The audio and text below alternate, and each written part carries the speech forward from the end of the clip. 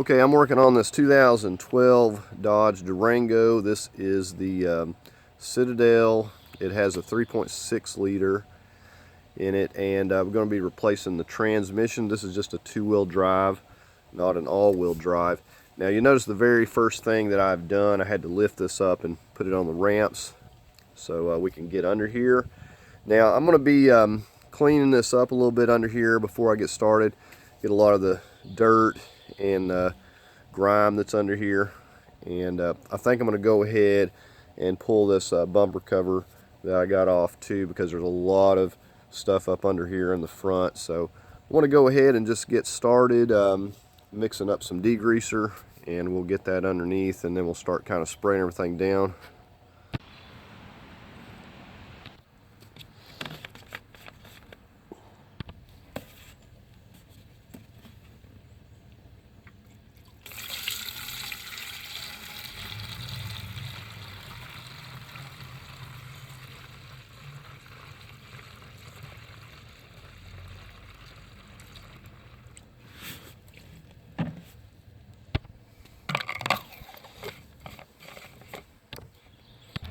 Now I'm not going to spend a whole lot of time going over this front bumper cover. It's pretty easy to remove.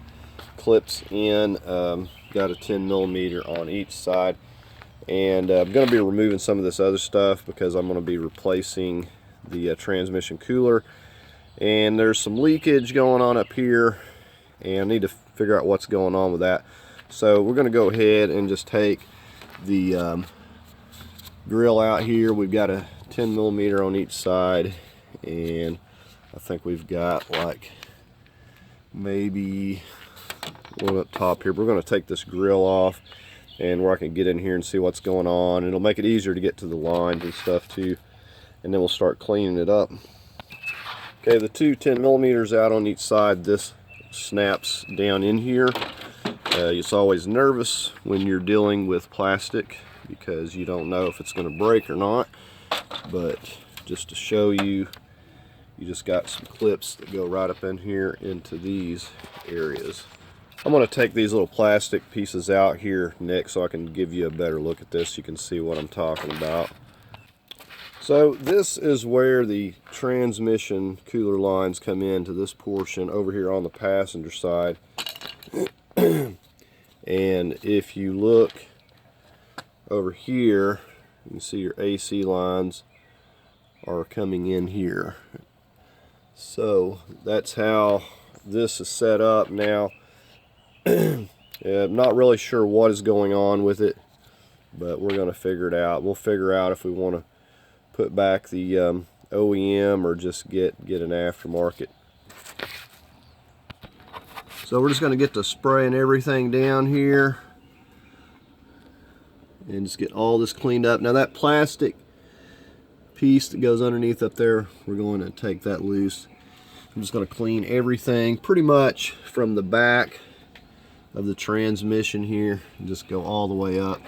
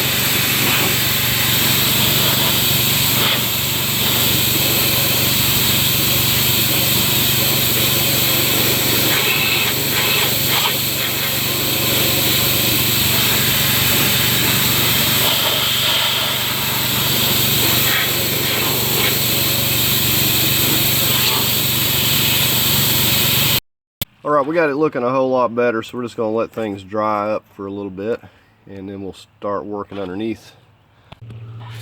Alright, so it's looking a little better. We're just getting ready to get this fluid out of the transmission first thing. I've got my drain pan. I'm going to be using a Torx bit. We've got these T30s. Now we're going to just get one side kind of loose and get it going on one corner. Now it'd been nice if they did like most other transmissions and put a drain plug on here.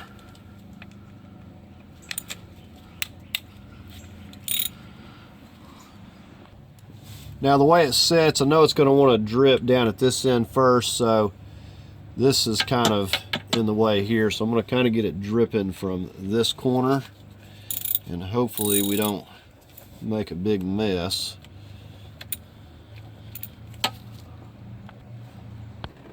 Alright, so got it raining in that corner over there. We'll just let this go for a bit. Okay, while we're waiting on that to drip, we're going to get our transmission jack set up here. Now this is like a 16 by 16 piece of wood here. I just got a couple 2x4s nailed going this way to a piece of 3/4 plywood. See, nothing special. I've used this before and it worked really good. I think I'm using like a 1/2 inch bolt. Now if you got a jack like this, you'll just take this piece off. You remove this. Takes an Allen. Let me see what size this is. 10mm hex Allen. Take that out, and then this will come off there. Now this one here doesn't work as well as my other jack, so I'm not going to be using this one. I probably could if I went down to a little bit smaller of a bolt, but this one here, let me just show you. See this bar that runs right back in here? It's a little bit in the way, so my other ones, it's back a little farther than this one, so it works out better. Now this one does have a better height travel, so I wish it was a little bit more space in there. I think this one's like close to 2 foot. So again, I got my 10mm hex. And this one works out a little bit better. Just going to take this out.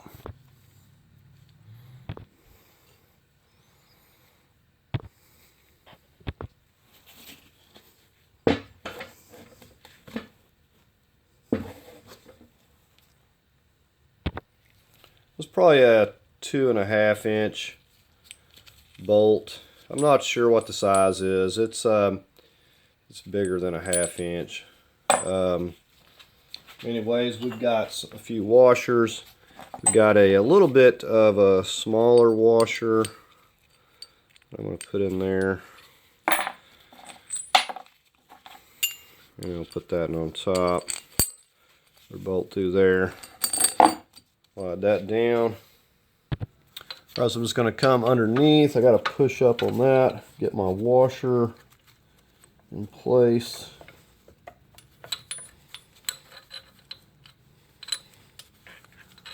You know, it's kind of tricky to get your hand in here, but it works. And I'm sure this is not the only way to fasten to this. This is just the simplest way that I could come up with. Now, I don't have to have this tight either. It's not going to go anywhere.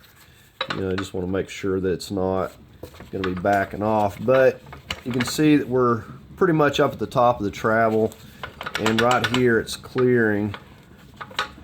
So I've got it where it'll go up, I think about 22 inches here, and that's going to be enough.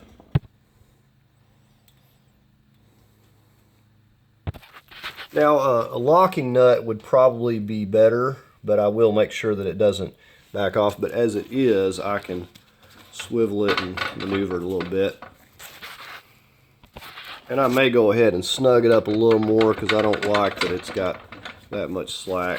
But it's going to be pretty solid.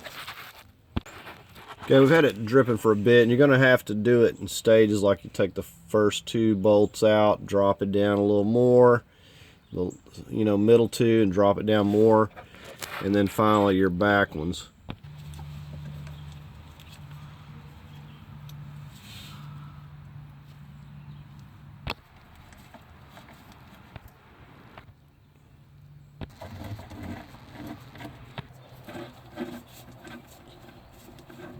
Okay, at this point, it'll start pouring out the front there. You'll have to let it drain some more. Okay, at this back one, we've got a couple of 10 millimeters. Got to loosen this one up here up. It's holding this little shield right here. Then we got to get this one out. Now, once we get this one, this little shield will drop down here.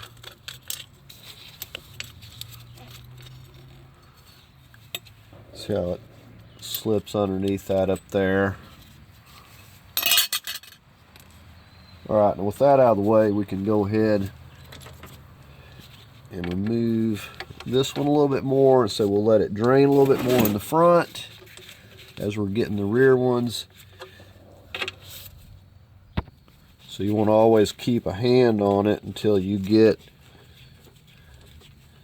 the most of the fluid out. We're just kind of tilting the front. See, this one back here in this corner is your special little clip that holds that little bracket or shield. Alright, so this is the last one, and we can drop it down, and we'll just dump the remainder out. And to make sure we get all the fluid, we got to pop this down and get your hands out of the way, because it'll come dumping out of there. Now, I've already got this out, so you're not going to see it dumping out, but it will pour out. So you want to, the key is to get every bit that you can out. Alright, so I'm just going to go ahead and just put the pan back on. We've got it drained out.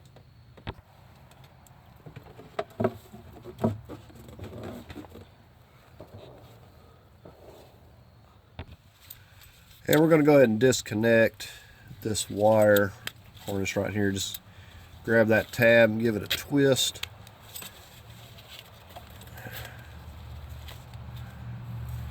There we have that. And we'll leave that little shield off for now. Okay, we're going to get on this transmission cooler line here on the transmission. Now, if you have the right tool to fit these little metal ones, it goes a lot better. Usually what I have to do is, I got some little cheap plastic ones. I have to take a pick tool and finish digging this clip off. And sometimes they'll go flying. These are very little, so we'll try to get a hand on it.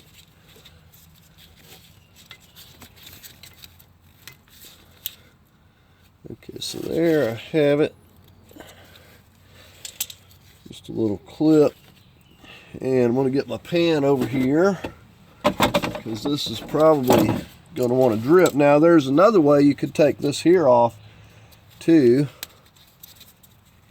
But once you get the clip, yep, there we go, dripping again.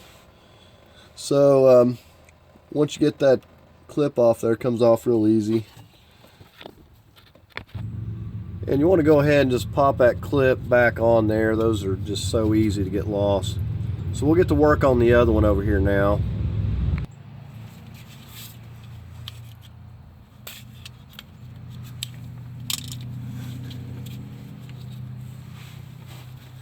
Now, I just like to start this. It doesn't take it off for me, but it helps get that clip pushed out a little bit where I can actually get a hold of it.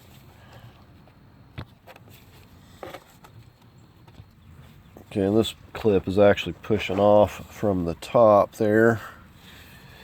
So I'm going to get my pan over here. I'm sure we're going to have more fluid.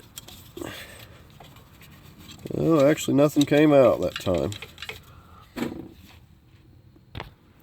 Okay, we've got this bypass valve right here. I'm going to see if I can get up here and figure out how to disconnect this front. We may have to just disconnect it right here.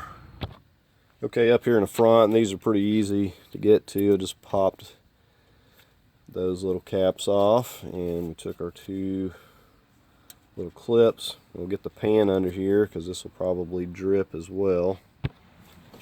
Now I took the time to mark these also so they're not getting mixed up. Now the only other thing we have is a clip down in the back on the engine block there. Okay, so right down in here is either going to be a clip or something. They've got a zip tie right there, so I'm going to cut that zip tie and I'm going to attempt to try to pull these out. I don't know if I can or not. Said I may have to separate it at that bypass valve. Okay, I don't have room to pull it out as one piece. I did pull it this way and it will drip out this lower end, so we're just disconnecting it right back here. Okay, so I'm just removing these, and again you want to label these here. Got my drip pan and using a, see what I got. I'm just using a 7/8 here to kind of hold it. It's probably not a 7/8, but that's what I'm using, and just breaking it loose with 18 millimeter, and it's not very hard to get loose. I thought it would be a lot more difficult, but it came loose real easy. So I'm just going to take this and we'll label this one.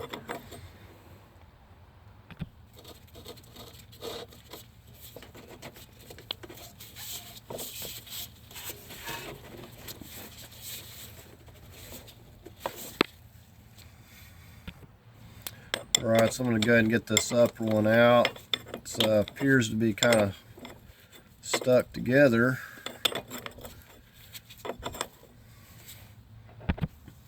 And the good thing about getting these lines all off here is we can clean these out. You absolutely don't want to run the risk of contaminating your transmission you're replacing it with. Okay, so the top one is coming loose. The bottom one is stuck a little bit. Okay, so I guess you really have to get them both at the same time, or they just kind of want to hang up.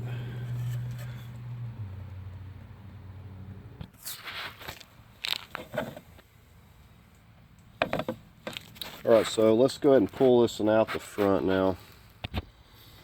Alright, so we should be able to easily, and we're dripping everywhere.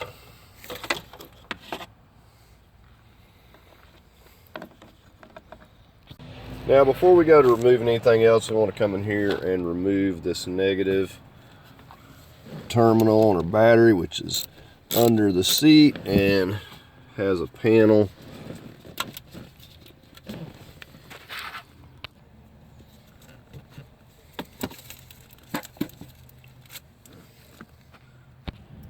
Okay, we're going to go ahead and get this shifter cable loose.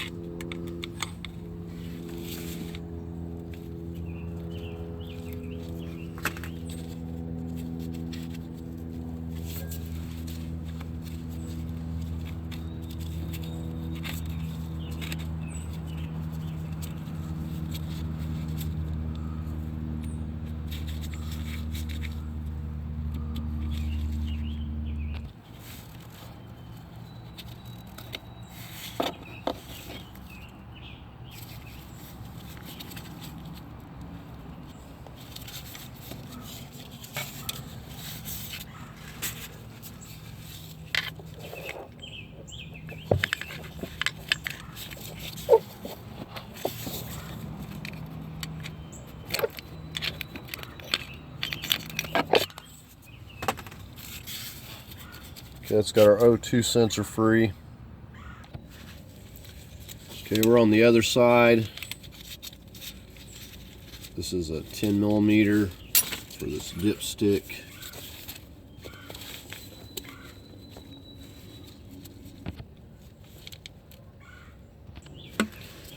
This wire runs to that other side.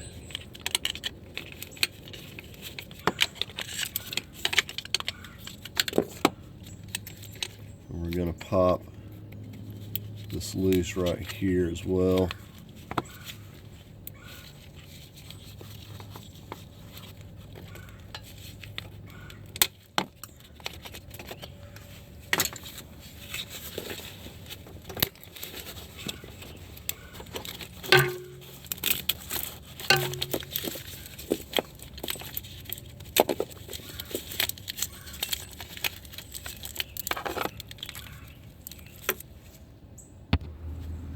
Okay, you look up in there, you can see a zip tie. So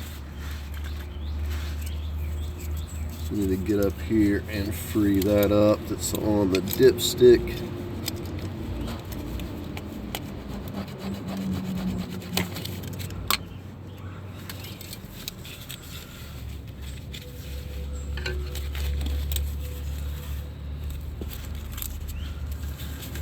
Now we can push this over here out of the way.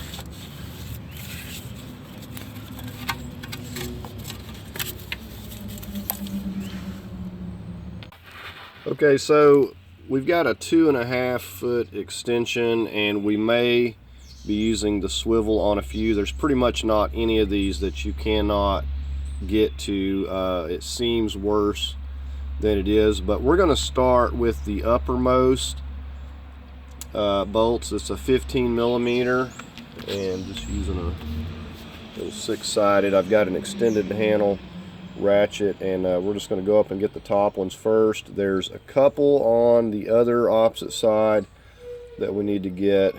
Let me show you what I've got here. So you want to take the time. You see the numbers. I can't get to the numbers up on top, obviously, but I numbered all these just starting over here. I believe there's 12 of them. Don't quote me on that. But got some up top, got some that I've got marked there that are coming through that other side that I was talking about. There's 2 over on that side. They're not real difficult to get to. And these are all right up here in the front, these 15. So we're going to start with the uppermost up here. Okay, we're going to get this out of the way first. This exhaust hanger brace got 3 of these 13s.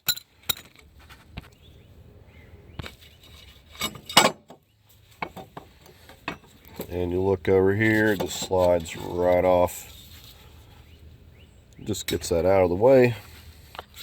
Okay, this brace that's going at a diagonal here, we're going to get it out of the way too. It's just something to get in the way. We've got a couple of 16 millimeters here.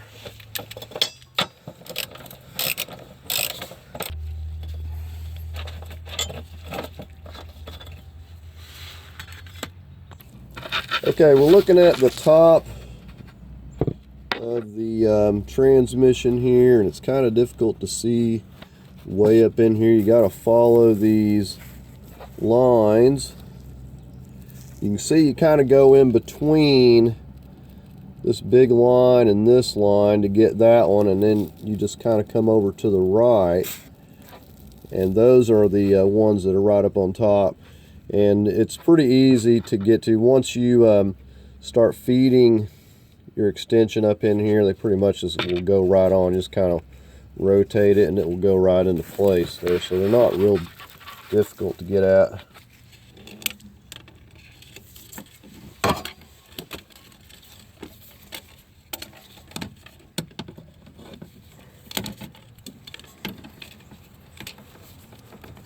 Okay, you can see right there, I'm locked on it, and I didn't even look. I just kind of felt up there.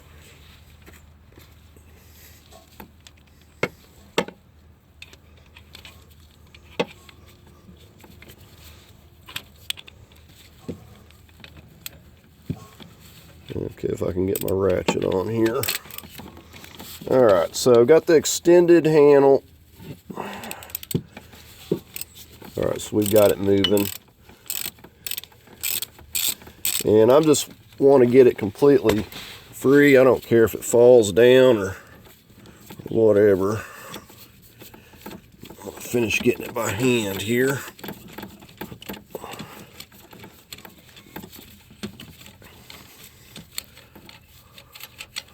And I think I've got it.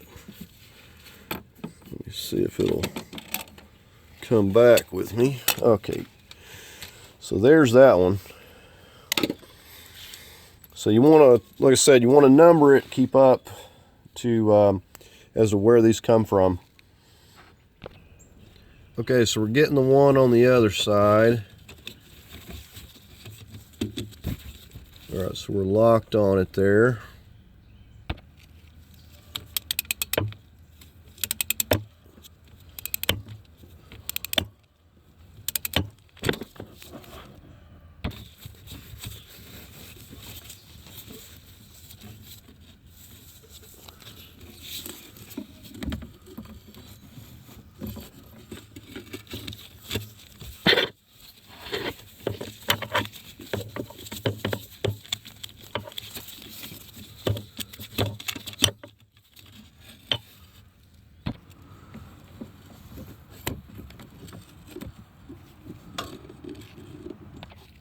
Okay, we got the uppermost. We're going to just work our way on the left side here. I'm just using this 2.5 foot extension still. And have not had to break out the swivel yet.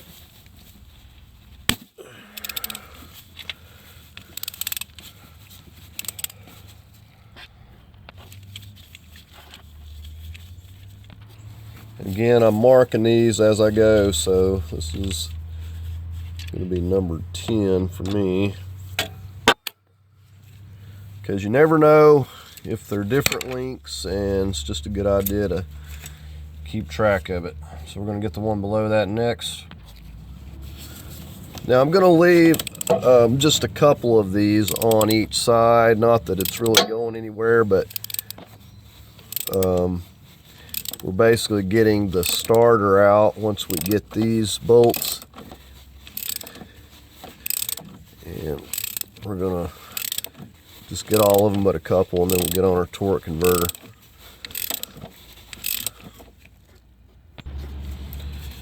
And the one right below this I'm going to leave, and I'm going to skip down to the next one. Okay, that one's not wanting to come out. I want to go down there and grab it, I guess. Okay, it's actually the one right here that I'm going to leave. This is still on the starter here.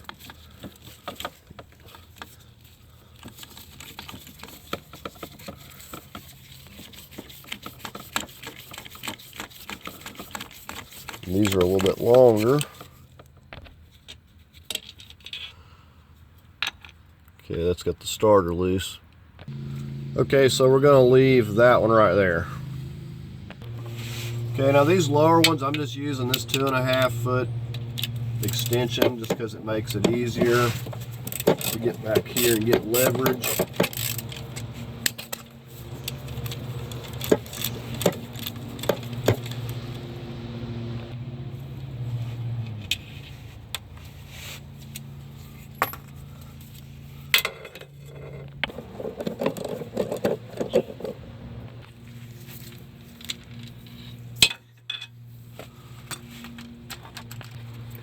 I'm going to leave that one right there, number 4 for now.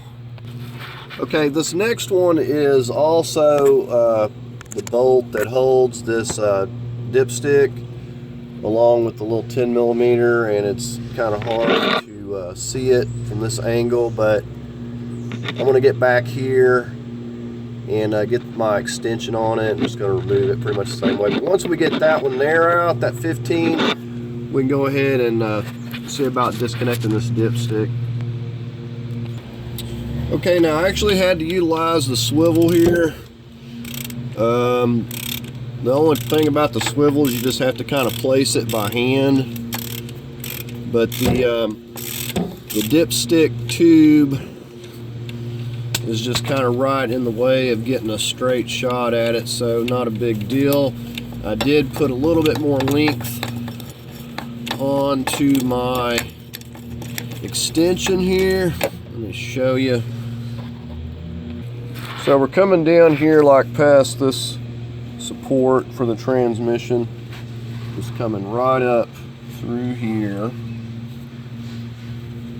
And I added a little bit more extension onto it, and that's how I'm getting that one. Not that it's the only way. You could probably get to it with a shorter extension, but this is the easiest way probably.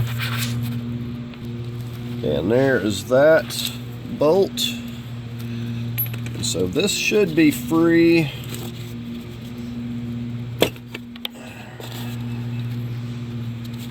So just pushed up on it there. We should be able to do something with it, but I'm gonna have to fiddle with it a minute. It is loose, which is what I mainly care. So we might just leave it be for now, as I don't know how much trouble it's going to be to actually get up here and completely get this thing off of here. So we'll just leave it at that for now. Okay, we're on the other side by the oil dipstick. We're going to get these two bolts. You can see right there. We're going to use a swivel for the lower one there, number 3.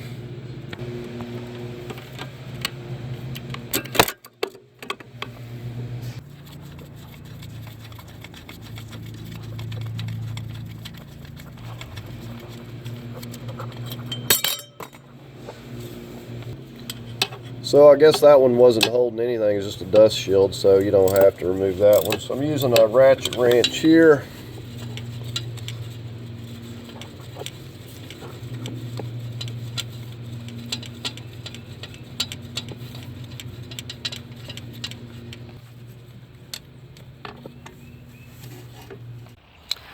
Okay, we're going to get the starter out here next, and I just want to show you, if you can see this heat shield right here.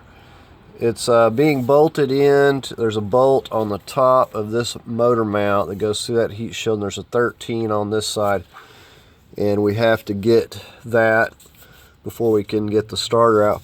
Also, this wire right here is clamped by a 13. It's right on the top of it where you can't see it there, and we're going to have to get that wire unclamped as well. Okay, so I'm just going up here with a little short 1/4-inch ratchet. We're going to go right over the top of this wire right here. That's where that 13mm bolt is. Alright, so you see we're loosening it up.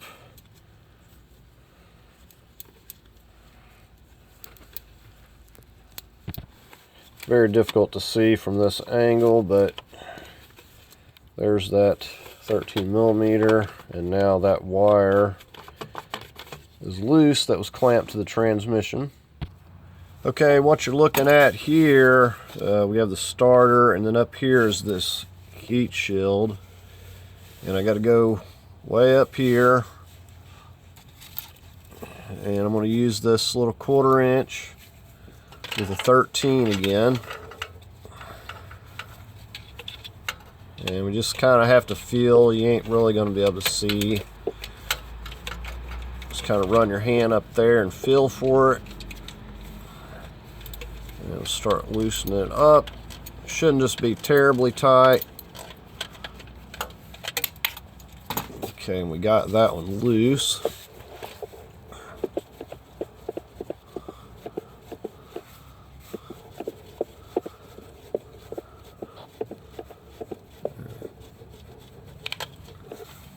Okay, and there's our next one, 13, and that's just freed up this side here. Okay, and this one I'm going to use a 15mm 3/8, and this is the bolt that's going to be a little bit tight. I got to go over the top and feel around. I'm feeling around this other side of the mount with my hand. See my fingers, and that's going to help me locate it. And then we're going to go ahead and start loosening. This is kind of a long bolt, so it'll take you a second. Okay, so I've got it loosened up. I'm going to reach up here, and we'll take that out. And now we'll be able to bring this little heat shield down out of the way. Okay, now we got to work on these wires. This one has a clip. You can see that. Now you squeeze down at the end close to the starter there, and it'll pull right off. So you just squeeze on that end a little bit.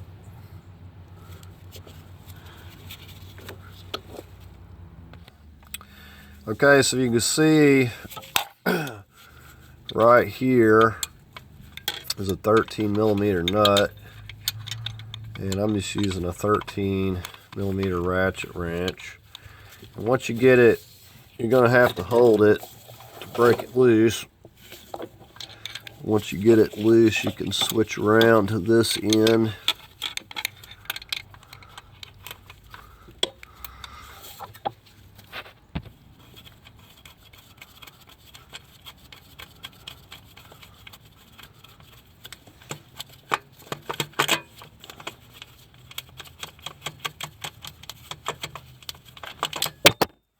Alright, there's that. Let's pop that wire off there. Pull it out of the way. Okay, now we're just going to rotate this thing up. And since we have our heat shield out of the way, we'll just bring it right down through here. We got a 13mm. Just using a little 3/8 ratchet here, and got a 24 out here on the crank. I'll show you that in just a second.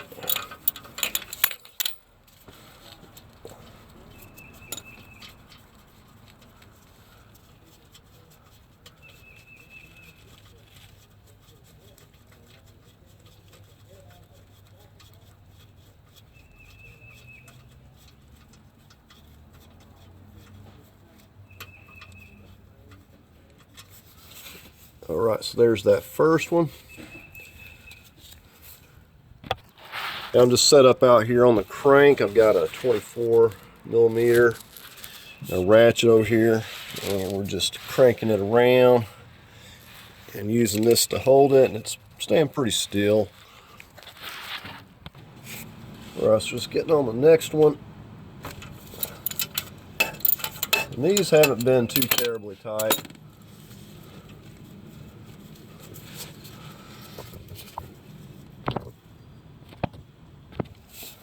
Well, let's move it to the next.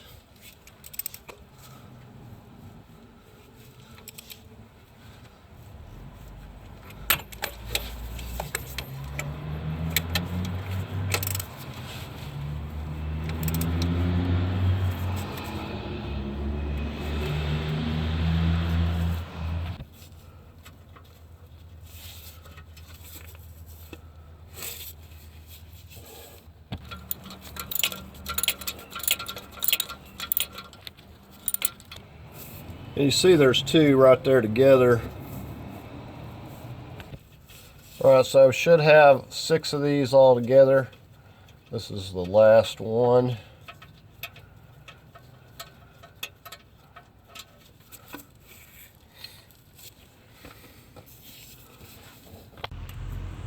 Alright, we've only got a couple of these 15s left here. I'm going to go ahead and get this one with my extension, and if I feel like that it's going to move too much, I'll leave one of them, but I think it'll be fine. It's also still bolted down to this brace back here and this mount, so I don't think it's going anywhere. This is the last one over here on this side.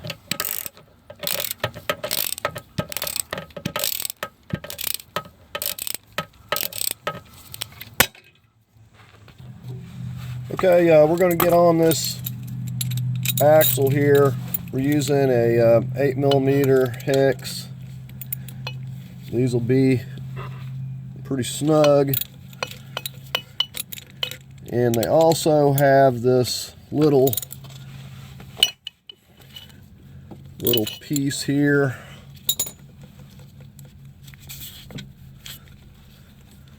I'll show you in just a second. So you can get to all these without rotating it. So it's going to come out of there like that. And we just got to work our way around.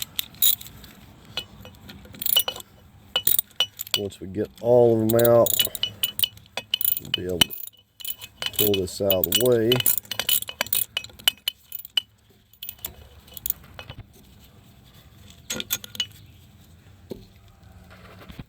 So this little 3/8 extension's working out great.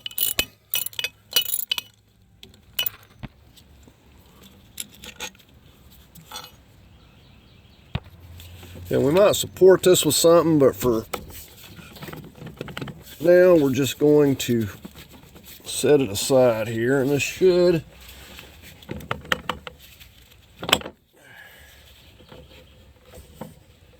okay, so you want to try to push it up.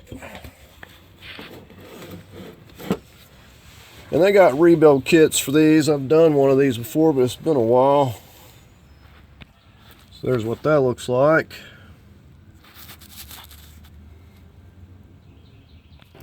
Okay, the bolts are all out of the transmission. The drive shaft's loose. The last thing we got holding it is this brace that we're going to completely remove. Probably remove it right here as well and take this piece out. Before we can do that, we need to get our transmission jack over here because there's nothing else holding this. And one other thing, there is a vent tube. I believe the only thing I'm missing, I need to go see where exactly that thing's going. Okay, so I found it up here, and it should just pull down in there, no problem. It probably had something attached to it, a clip or something.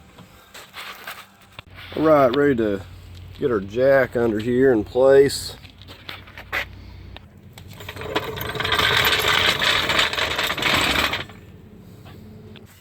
Now this measures 15" this way, and it actually works out about right to fit up in between this brace. Now I prefer to have it this way sitting on there, but it ain't going to work that way, so we're going to have to go with it like this.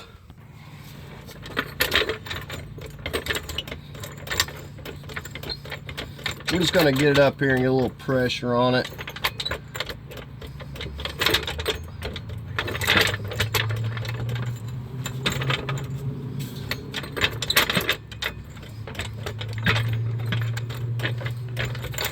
So it just barely fits in here. Now a strap wouldn't be a bad idea to cinch this thing down. I'll probably do that when I put my new one back, but I ain't really too worried about this one. I know it's not going to just fall off, but we're going to be cautious with it. And before I forget to mention, I just shoved like some packing paper back in here. And the reason being, I want to push that over to one side. The last thing I want to do is be having a fight with that when I'm trying to pull this back. So just did that right there just to get it out of the way.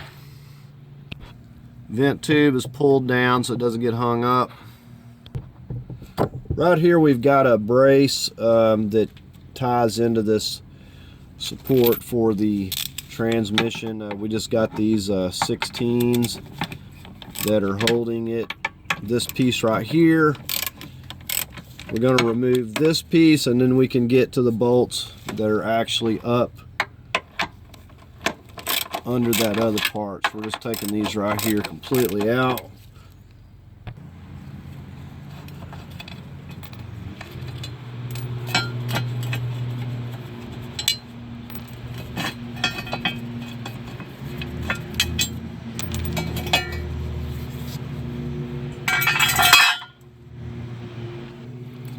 Alright, now we'll just go up in here and start getting these.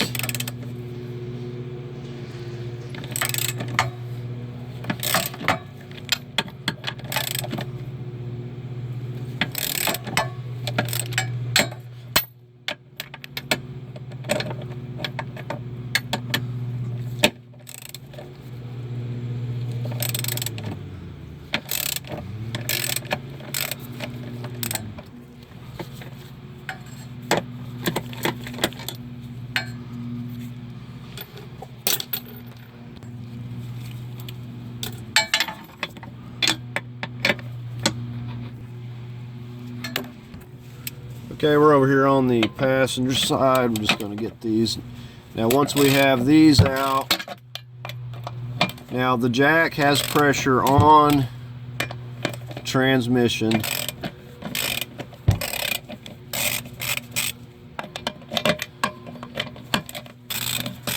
And once we have these out, we'll take the bottom ones holding the actual mount there. So at this point, the weight of the transmission is actually on our jack now. Okay, now we just got a couple of 15mm nuts. And I'll have to get a hand on it or it's gonna fall on me. Still had some water up in here from when I cleaned it the other day.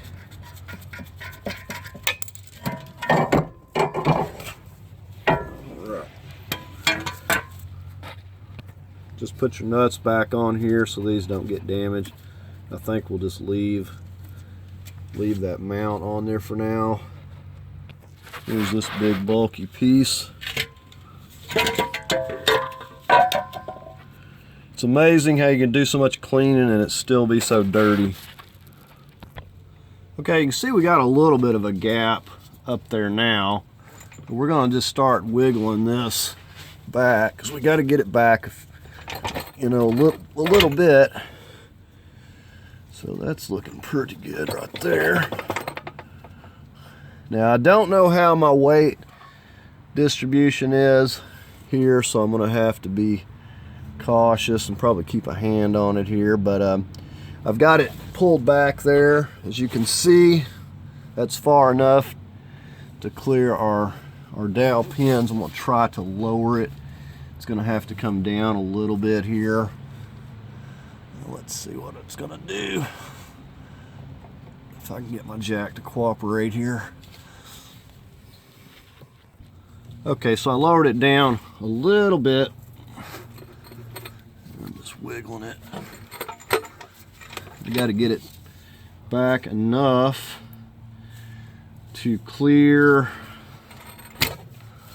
this bar up here.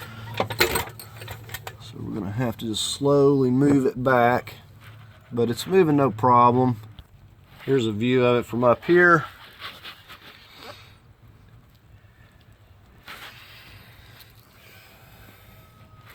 And we just got to get it back, said to clear this bar here so we can, it's got to come plumb past this.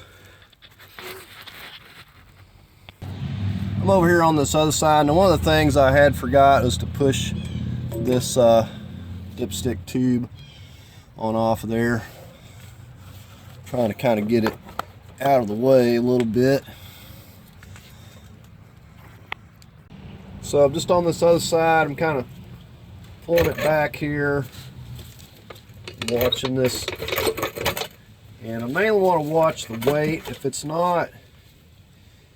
feeling like it wants to tip, I'm gonna have to get a hand on it. I think I'm getting pretty close to being clear up here though.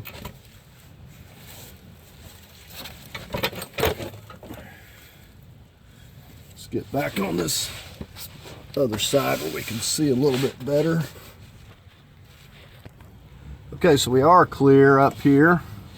We just need to get it lowered down a little bit. So you just kind of lower it, slide it back, lower it, slide it back, but it's coming out of here just fine. And I've got plenty of room with the drive shaft. So just to show you, and it's sitting on there pretty level right there. It's not really being held and it's sitting there.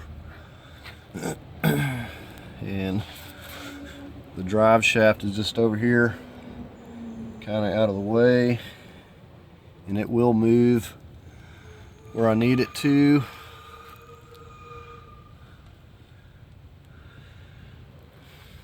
So everything is looking pretty good. We're going to go ahead and start lowering it down here.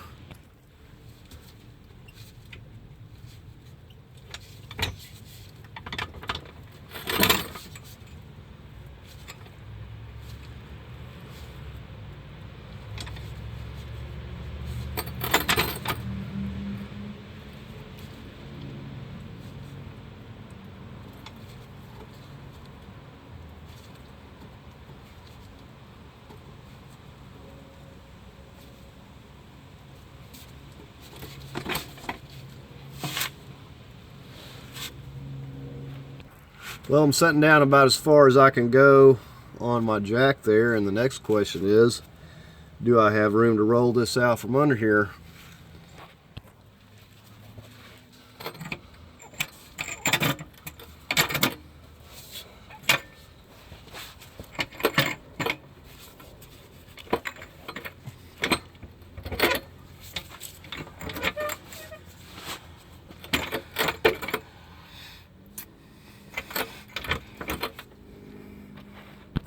Alright, not enough clearance here, but I've got a remedy for this. I'm just going to get my other jack and lift this side up. It doesn't need a whole lot. Alright, so let's try this. I think I've got it lifted up enough, maybe.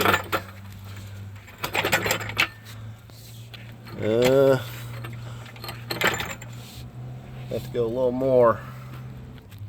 Alright, about had to max the jack out over here, but we finally got it up high enough. So there we have it out, and you see this piece of 3/4 plywood works real good, and that's twice that I've used this, and it worked great the first time I used it, so I figure it's just as good as some of those little cheaper ones for removing transmissions. Anyway, it's real easy to make one of these and just use your existing jack. I will say this is one of the nastiest vehicles I've worked on in a while. And here's a look at this. You see how it's got the 2 bolts for each little nub for the torque converter. And we'll just follow up once we get the transmission. Okay, so let's work on getting this old condenser transmission cooler out. Now, if you have Freon in the system, you have to get this vacuumed out prior to removing this.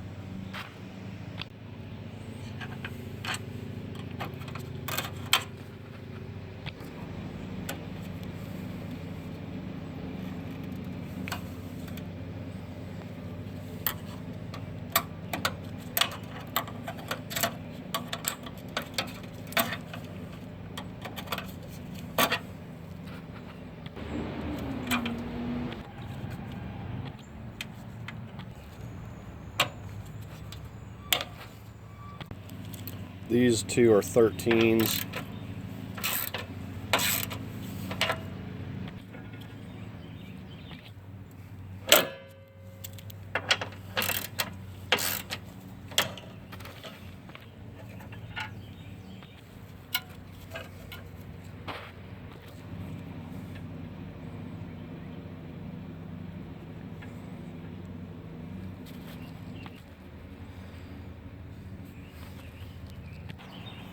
It's 8mm on each side of this.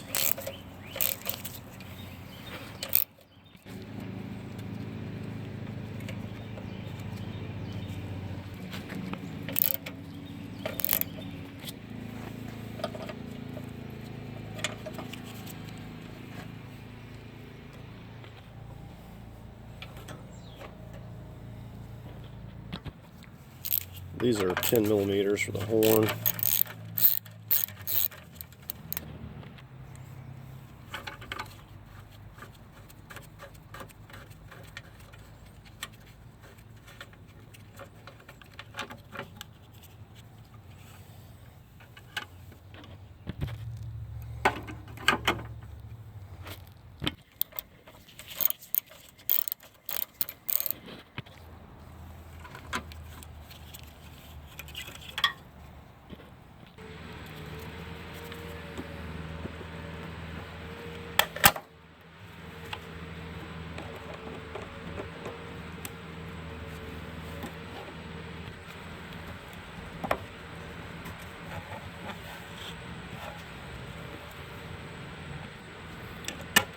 Got an 8mm right here.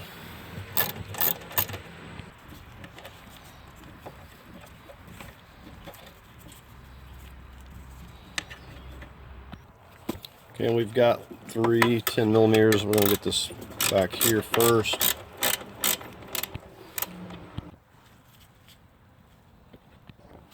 Actually, we got 4. There's 2 on top and then 1 more up here. So we'll get these 2 on top next.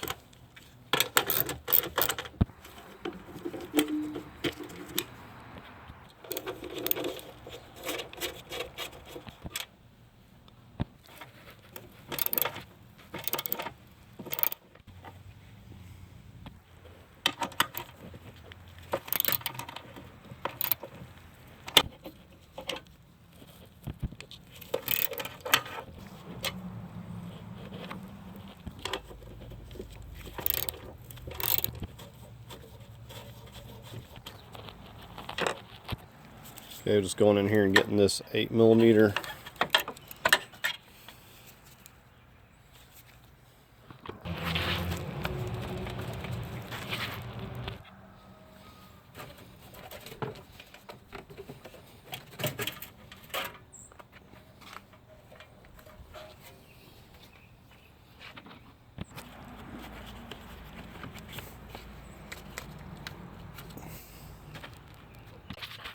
Alright, we got some little 1/4" screws that are holding that little flap.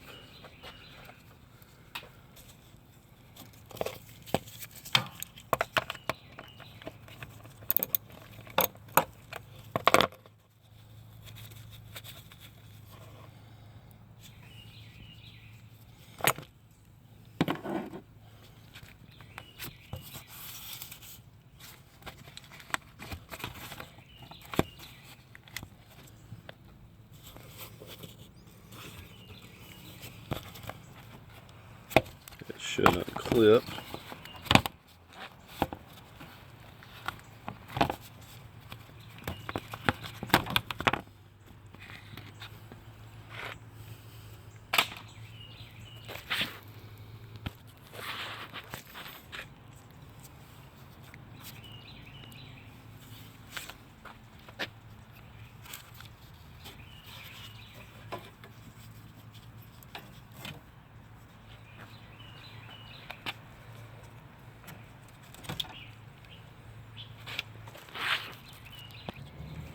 So we got a 13mm.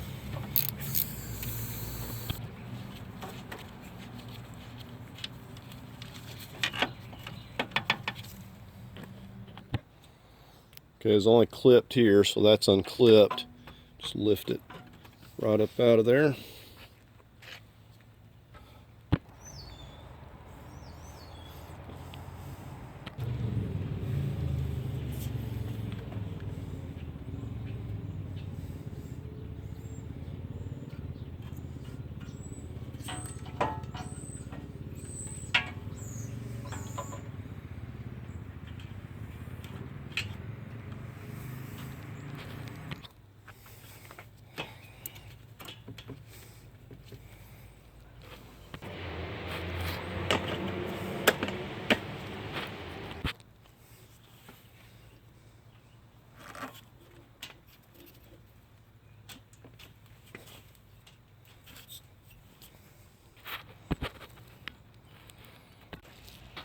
Okay, I started with this piece and just put our little 1/4" screws back in there. Alright, so we want to minimize how much we have this exposed to the air, but you know, with aftermarket you have no idea. You can see there's vacuum.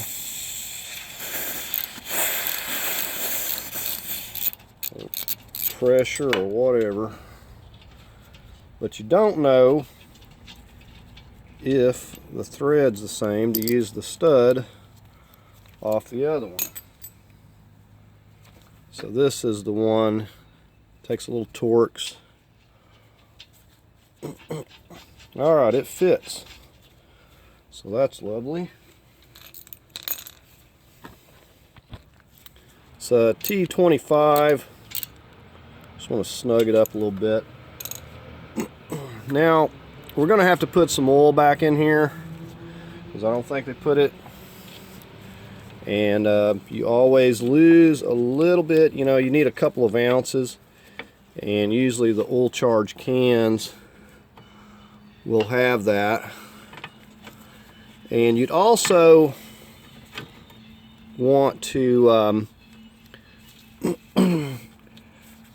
see about getting some new seals, but I don't have any at the moment, so I'm going to check them out and see if they're going to hold vacuum, and we'll go from there. If they were, who knows. A lot of times the Schrader valve is not good. Okay, this is just a 13. Let's snug it up real good.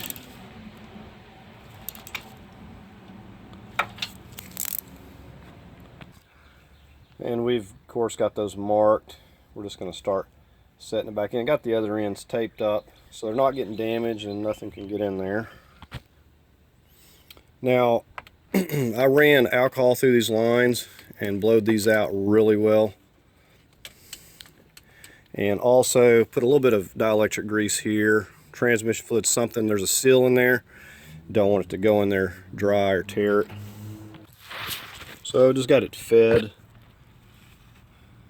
back about under there where it was going before. Of course it clips, see that zip tie there.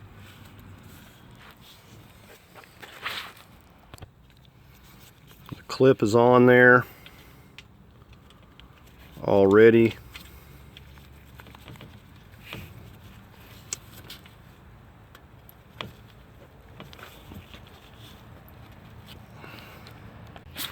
Okay, now I ran into a problem here with these fittings, and what I've done is basically put the original fittings on here. Now this is the fitting that came with this condenser. See how it's got the O-ring and stuff in there. Don't know what the difference is. They look the same, but there was no way that that line was going into these fittings right here. Now here's what happened. The first condenser that I had, I was going to do the same thing and swap these fittings from the original over to the condenser, but they were different. So I ordered this condenser thinking, well, maybe it was a fluke and that it will fit the fittings on the new one. I've ordered from this company several times, and I'll leave a link. But anyways, it did not fit even on this one. So I don't know what the deal is, but they wouldn't fit, and I had to take the old ones. But luckily the OEM fittings would actually go on this condenser, so I'm going to have to make sure, you know, that these are good and not going to leak, or I'll have to get some OEM. But for whatever reason, I said I was really forcing the line to the point of almost bending it, and it would not go in there. I tried taking the fitting off, I tried twisting it on there. I don't know what the difference was, but it would not go on these aftermarket fittings. So just wanted to share that little bit of information. Okay, here we got our transmission in today. It's remanufactured, which you will probably want to go with for the price. There's not much more to get a reman with these. Now we do have to move several things over as far as our brackets, and this piece that goes on back here, this little tail piece, we got to get that installed and get that fastened down. I'm going to get these 13s out of this bracket here first.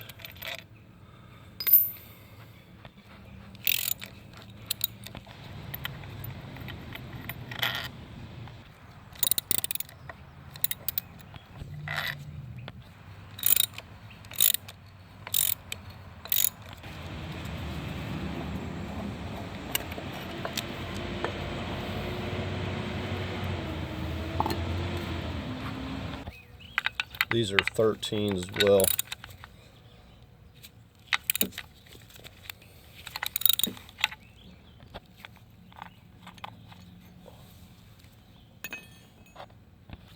Gonna need our vent. This little bracket we're gonna transfer.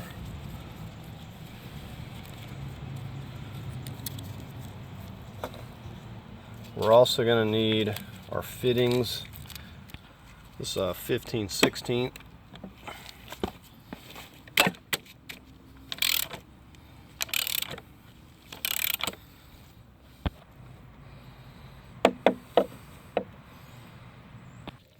We're just getting this one on the other side here.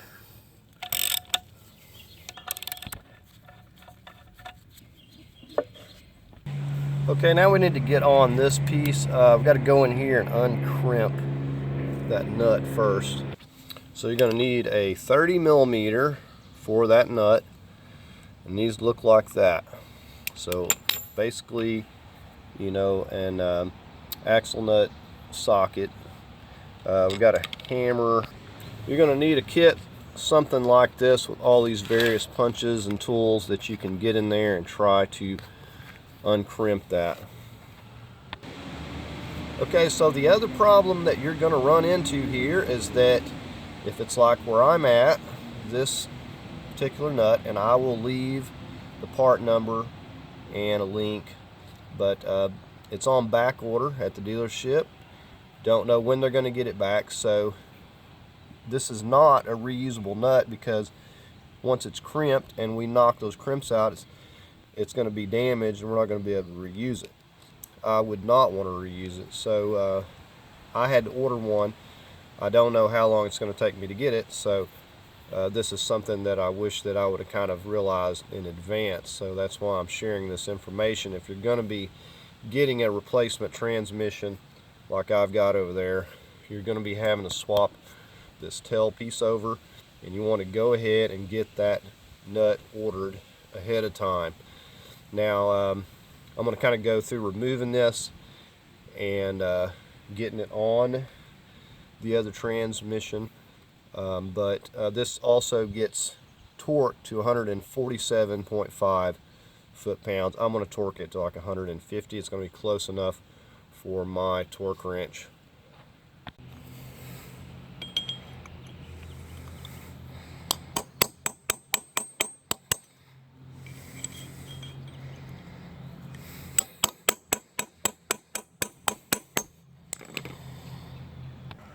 Okay, another thing on removal, I'm using my biggest impact.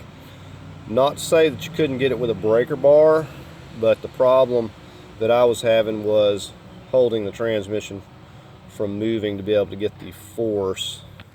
So this thing will pretty much just zip it right off of here.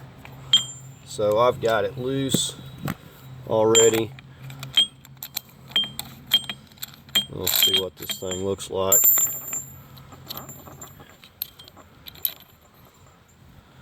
So you can see that the crimped areas just kind of are mangled up and broken now, so we wouldn't be able to use that. This is some pretty hard material too. It seemed like it broke the end off of my punch. And obviously you have to move this lever into gear so it's not turning while you're trying to remove it. Okay, with that it'll just pull straight off of here.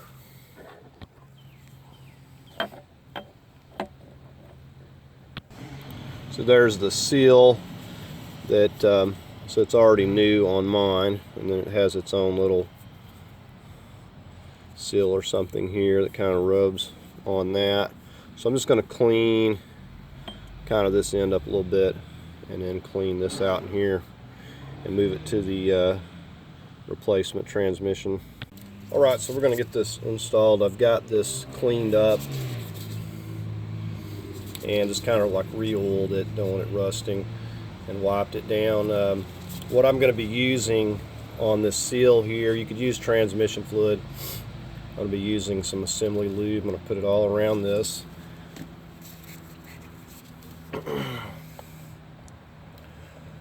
I just like to get it on there really good.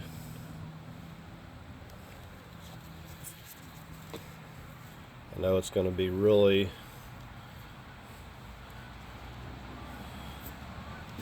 okay, so we're just going to go ahead and get it in place.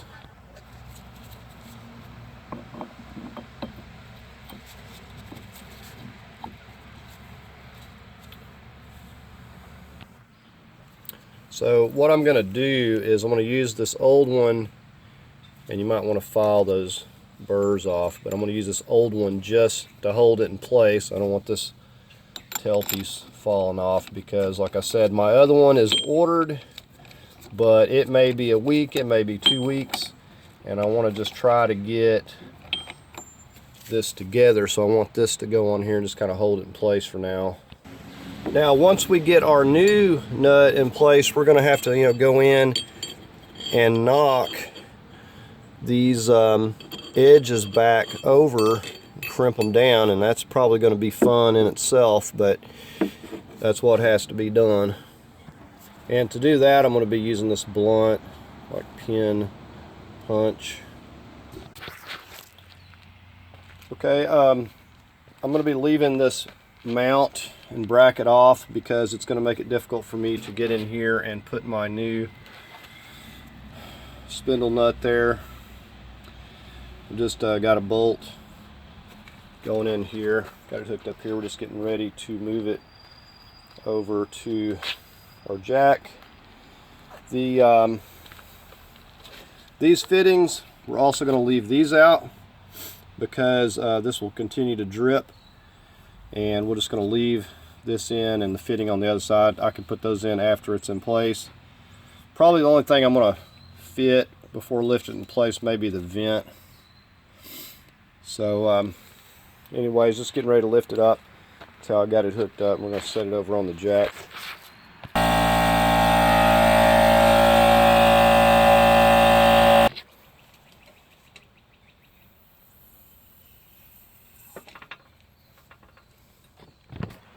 I'm trying to remember how I had this set and coming out, but it was something similar to this. I've got it balanced out there where it's not going to tip. And like I said, this thing will swivel. So if I need to move it, it'll swivel around. Alright, so we've just got it like we took it out, and it's starting to drizzle and sprinkle on me. So as long as I can get it under here, I don't care. It can rain, do whatever it wants the rest of the day, but I just want to kind of get it in the dry. And I took the time to transfer the numbers over here because all of our boats are numbered. Okay, so we got the jack lowered all the way down. We're just going to be careful. We don't want to knock it off here. We'll be in trouble. Kind of keeping my hand on this tail piece here.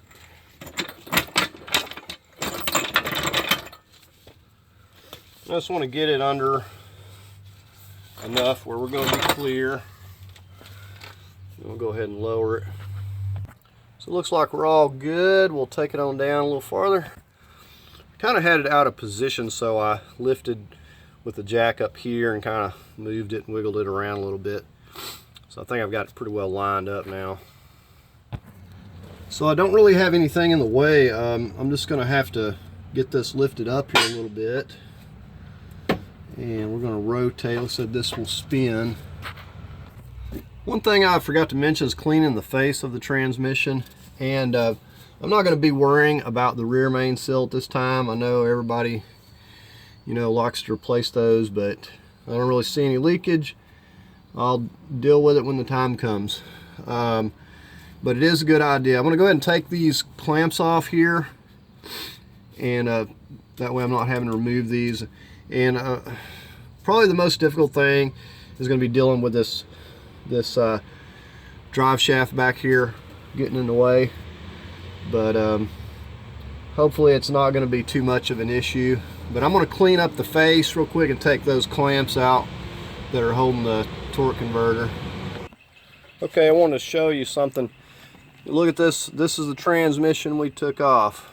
Now you see how much space you have between here and here? That looks like an inch, probably, or more, from side to side. Now take a look at this one. Now they had it clamped in there, but you can see we don't even have probably a quarter of an inch there, maybe at that.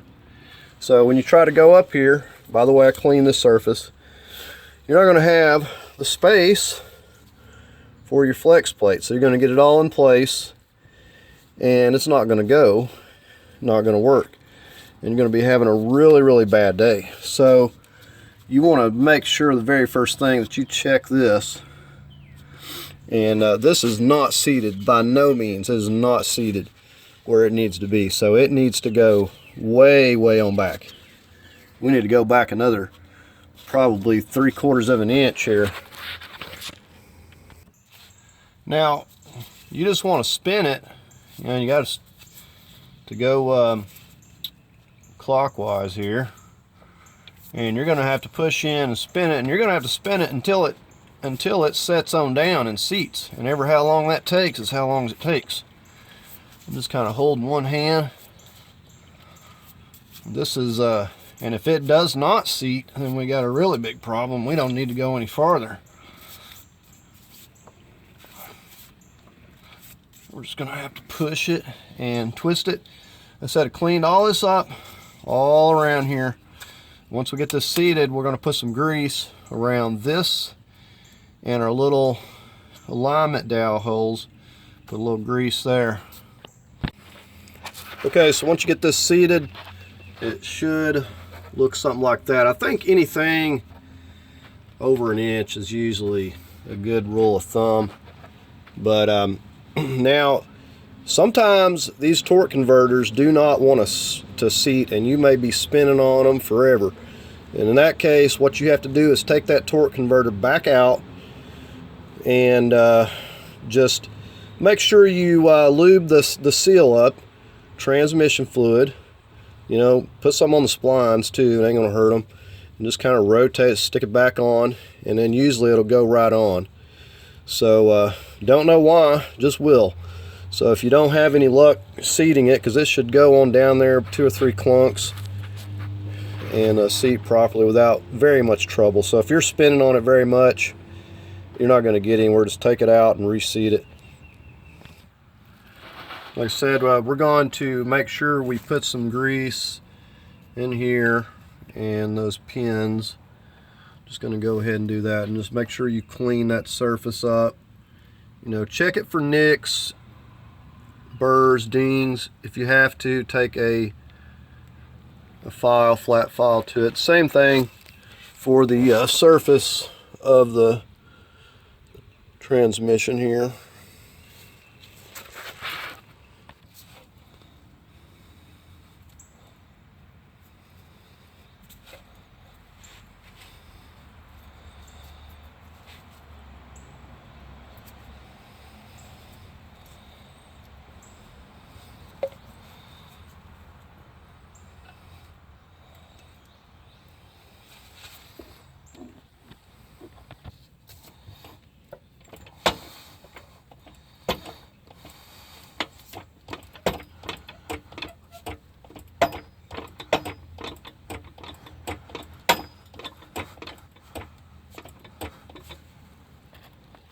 So it's going to take a minute to get it up here to the height we need, but we're just going to keep working at it. So if you're worried about it falling, you could put a strap on it, or just, you know, keep a hand on that back tail piece there. Definitely want to be careful.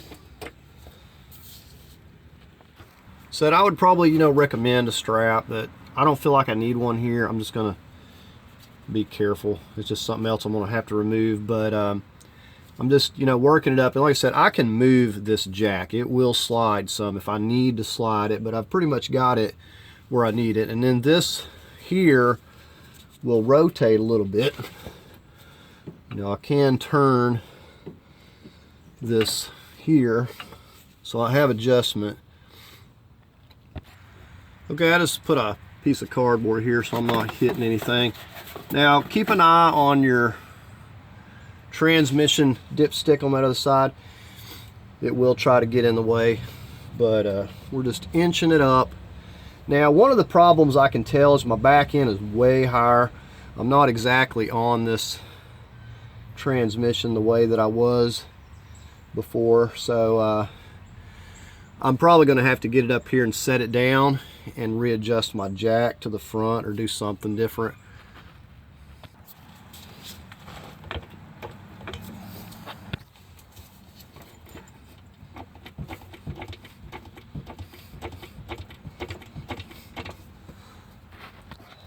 I just placed my vent tube on there, almost forgot about it.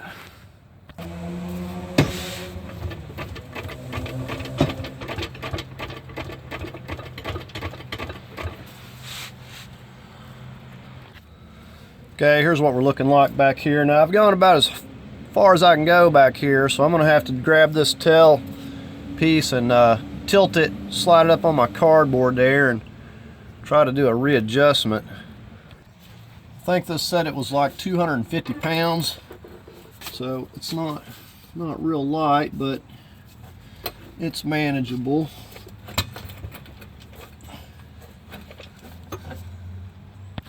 Okay, so I've just slid the jack forward enough to get it setting on this brace, and that's going to allow me to move, to basically just scoot my jack up. It'll stay in place when I scoot this. I just want to get it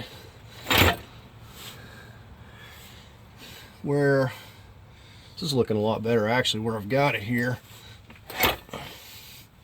Now it's tilting the back end down. So I'm going to come over here and look at the other side.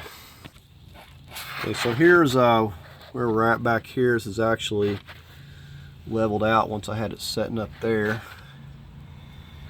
And even if you have a transmission jack, it's going to take some maneuvering to get this in place. But this jack I've used before, and I feel like it works really well. So there's our locating pin, and you see where we got to go there on number 8. So we got to get it up a few more inches there. You know, we're looking down here, and we can rotate that. Of course, we want to make sure that the torque converter is, you know, halfway lined up with our bolt holes. We can move it. We can reach our fingers in there and move it where we need it. Let's go look at the other side. All right, well, it's a little harder to see anything over here because this is kind of in the way. But you see there's the dipstick trying to get in the way. So we're just going to scoot it on up a little more here, see if we can't get it close enough to get a locating peg. And even though these things are heavy, if you got it setting on something and you can rotate it, you can kind of get it up in place, kind of get a bolt kind of sort of started. You know, you definitely want to, you know, fasten them down by hand. You don't want to just put a wrench on it. Okay, so we're just going to lift it up a little more.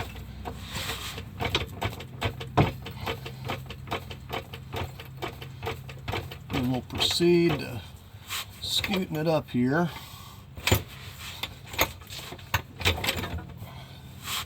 Of course, we're going to have to get it pretty close. We've got to get our nub and everything lined up.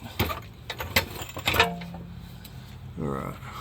Okay, I went ahead and pulled this vent up here so good a spot as any. Just, you know, come from the back there. I want it out of the way. Now, until you get something in here, you don't really know what angle you need to be at. Now, it'd been ideal if I'd had a 2x4 up here on this front end to give it a little more tilt.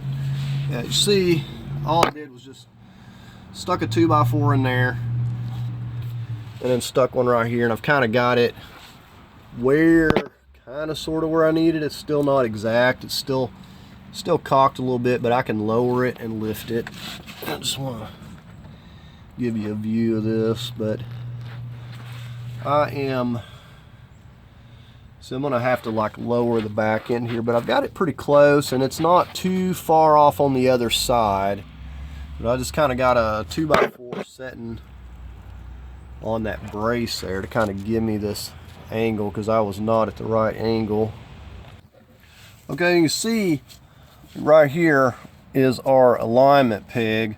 Now I'm just going to try to get this bolt here, well, either this one or that one. I may get the one up there, maybe better because it's closer to the peg. That's number 8.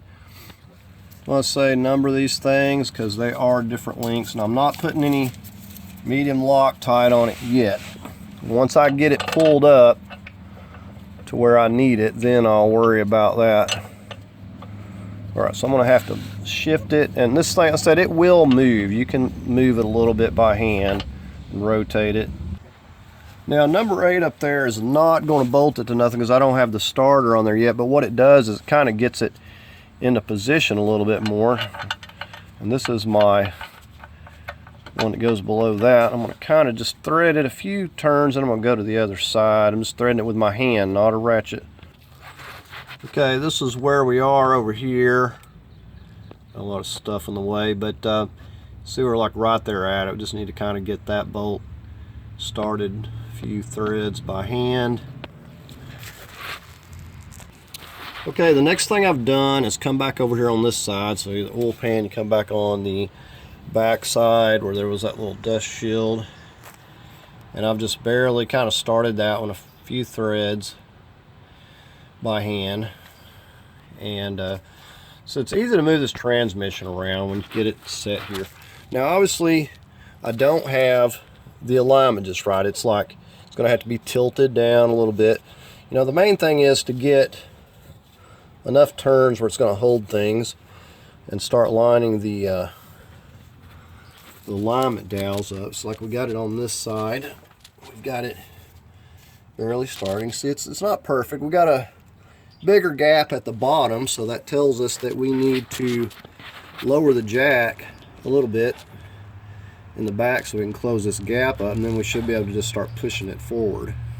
Now another thing I did was I put a nut on this side, just whatever I could find to fit that, just in case it wants to try to come back loose.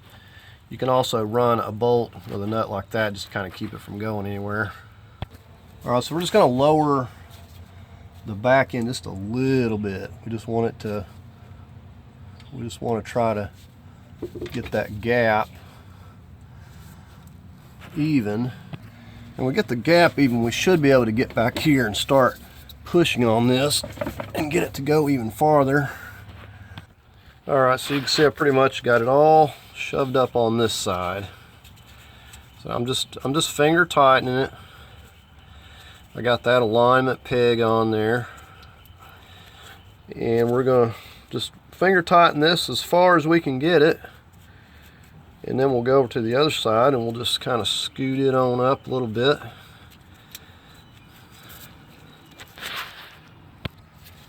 Alright, so we're back on the motor side, and just finger tightening this one. I'm just going to push it on up. Okay, so we got the bolt right there behind the oil dipstick, and we've just pushed this up and tightened it all the way down by hand. I haven't put a ratchet on it. Now what we're going to do next, because it's pulled up tight, same for this side, one right here, close to the alignment peg, we got it pulled up nice and tight. We're going to go ahead and snug these up. Now I will be taking these back out to put medium Loctite. We're going to snug them up for now. We know it's all pretty well nice and flat, and then we're just going to start working on getting all of our other bolts in. We're home free. Once you get it to this point, you know, you're pretty much home free.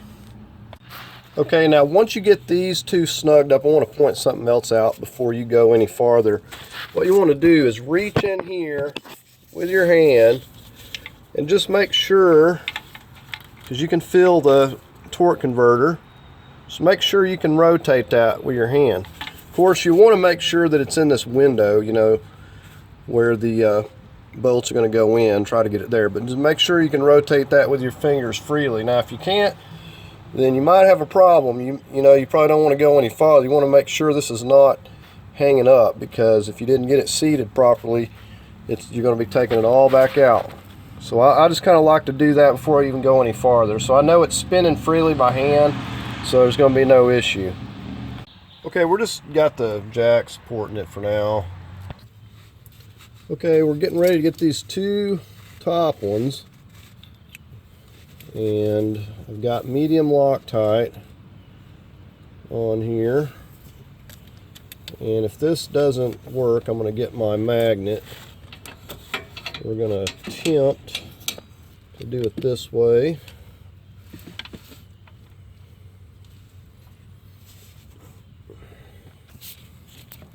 Okay, I think I'm on there. Okay, I'm just snugging the first up. I don't want to get any of these tight until we're going to go back and we're going to torque them all at once. Let me get the one on the other side there.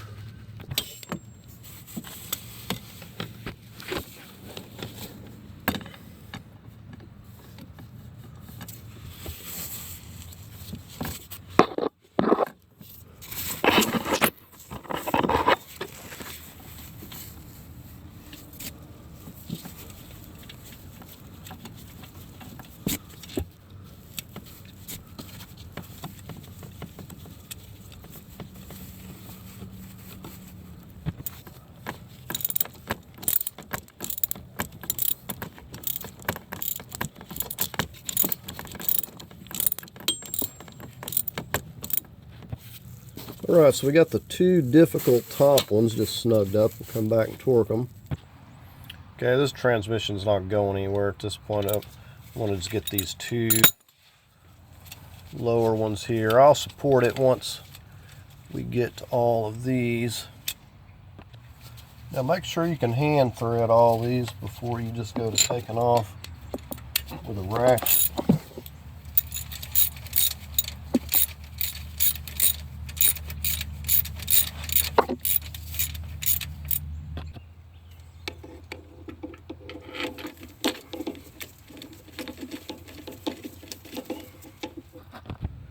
Okay, I've just got those two bolts that go to the starter just kind of sitting there. And I'm going up here and getting this one. This should be the last one on this side besides our starter bolts.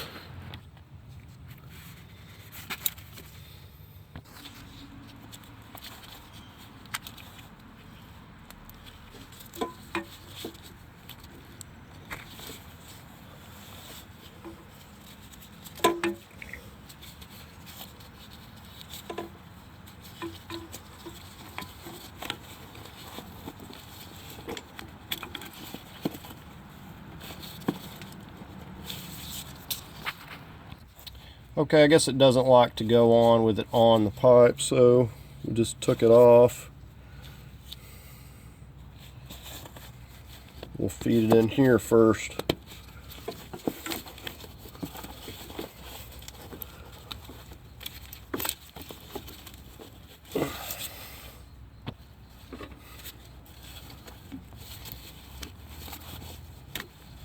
Yeah, it goes in there no problem that way. Alright, now we got to get this dipstick, get the screw back in here. I know it's difficult to see it from this angle.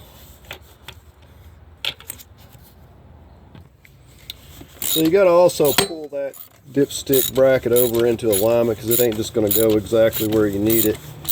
And I'm also using a swivel because this was the more difficult.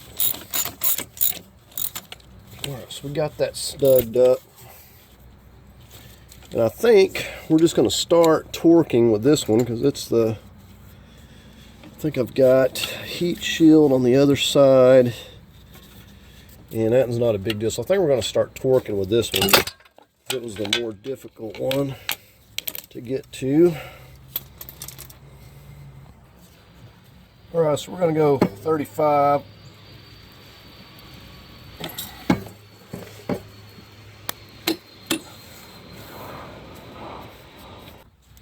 Alright, I'm coming over to this other side. I just kind of want to go from side to side doing this.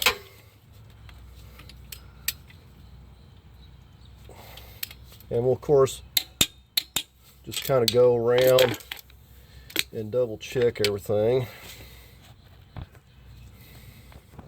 Alright, so like I say, you get the idea. I'm just going to be going around. So we got to all of them with the extension, getting them out, so we'll get to them, torquing them. Okay, I've gone around and torqued all the bolts. We're fixing to get this started around. See, I got the bolts up there in place. We're going to go ahead and get the starter set up here. Okay, I just realized I'm getting way ahead of myself. We got to get these torque converter nuts in up here. All right, we're going to try to get these in place. I may use my magnet if I feel like that I'm having any difficulty here. Okay, it doesn't appear that it's lined up. I'm going to have to move it with my fingers. Okay, I know I've got this this first one started here.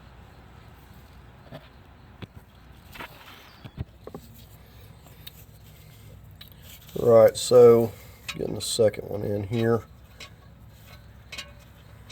So you just want to be careful, don't drop it. If you read the directions, they say to tighten all these like evenly at the same time. That's all fine and good until you do that, and then you go to rotate it around and one of your bolts gets hung up. So you want to run that boat down until it doesn't have any slack, because I have gotten one stuck like that before and it was not a good day. So we're going to just kind of run these down and pull this up the rest of the way. I don't think it's got far to go. You pretty much just pull it up with your fingers.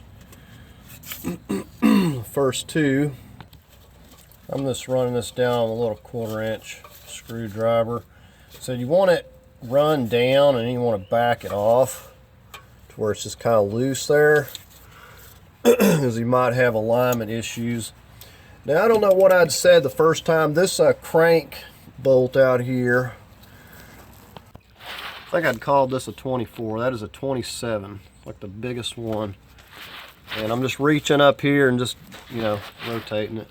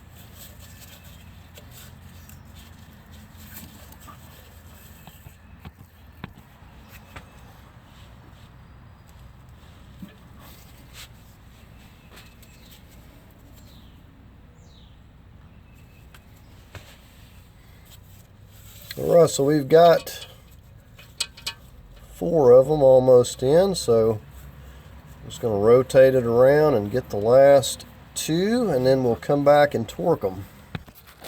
Alright, so you're not going to believe what happened, but on the very last one here, I dropped it, and I was very scared that I wasn't going to get this out of here. What I had to do is sacrifice my magnet. I had to bend it and go up through this hole. Over here on this side, I was really worried. I sure did not want to take this back apart. Alright, so I had kept the magnet on it till I got it started that time. Alright, so this is the last one. We're just going to kind of snug them all, and then we'll go ahead and rotate, start torquing. Alright, so to torque these, this is what I've done. I've come out here with an extension way out here and come all the way up here and got a swivel on it, and I'm torquing these to 25 foot-pounds, and I couldn't find any other meaningful way to do it without it being real hard to get any leverage. Alright, so let's try this starter again. The torque converter bolts are all torqued to 25 foot-pounds.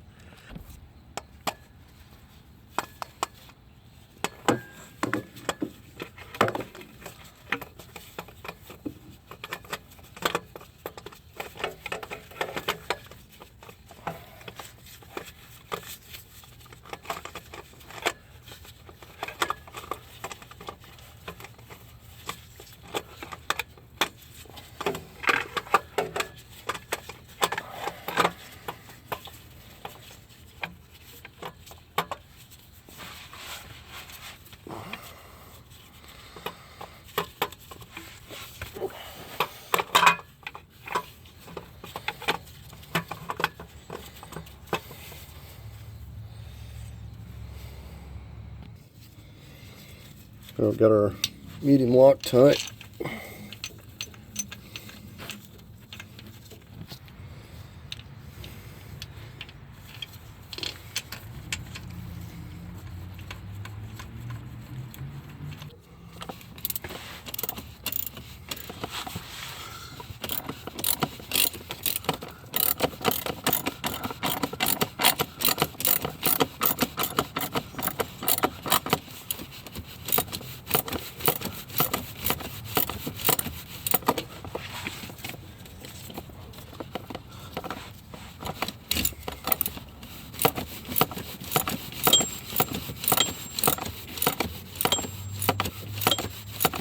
We're going to torque these to 35 as well.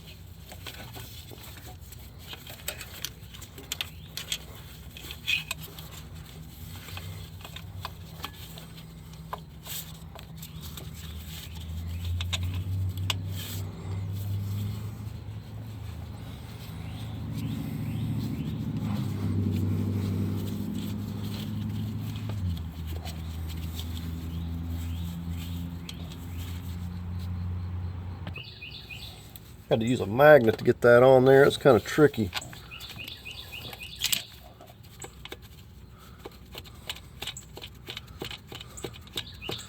I think I need to get the little brace and stuff back on here now before I can't get to it, I guess.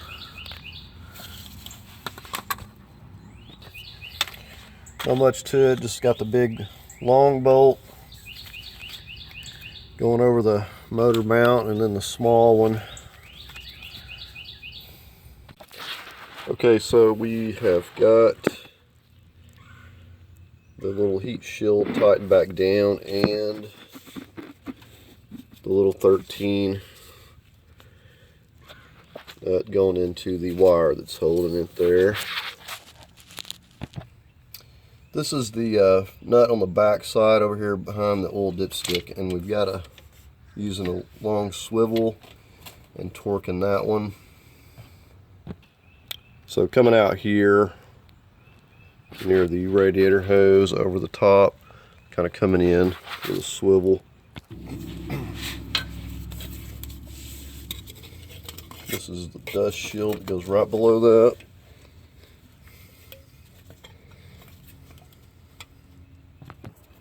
We got some medium Loctite.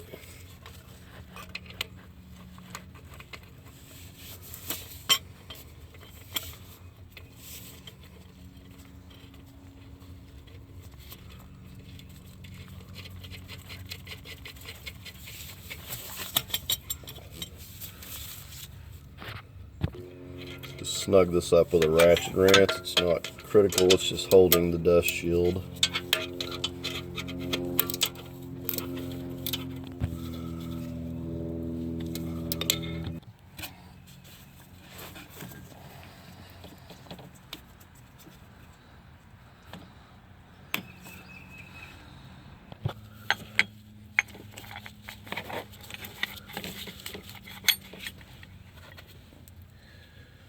Got medium Loctite.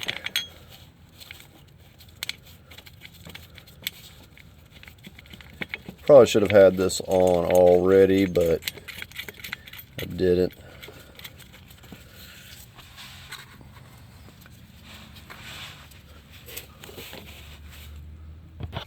Alright, I was totally not in the right spot there. It's supposed to be down here.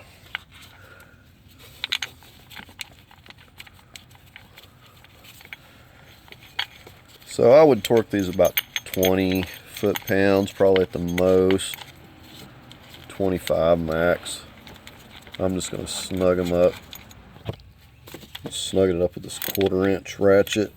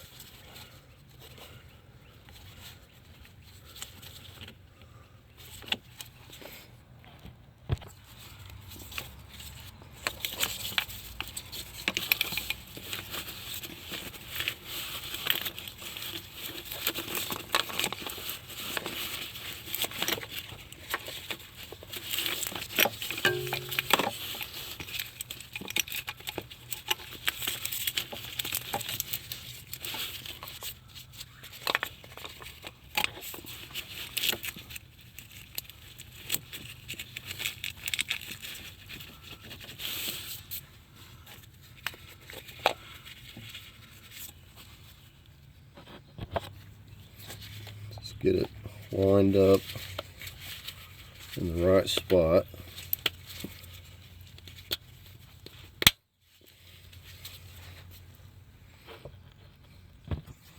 We are using medium Loctite on every bolt and nut.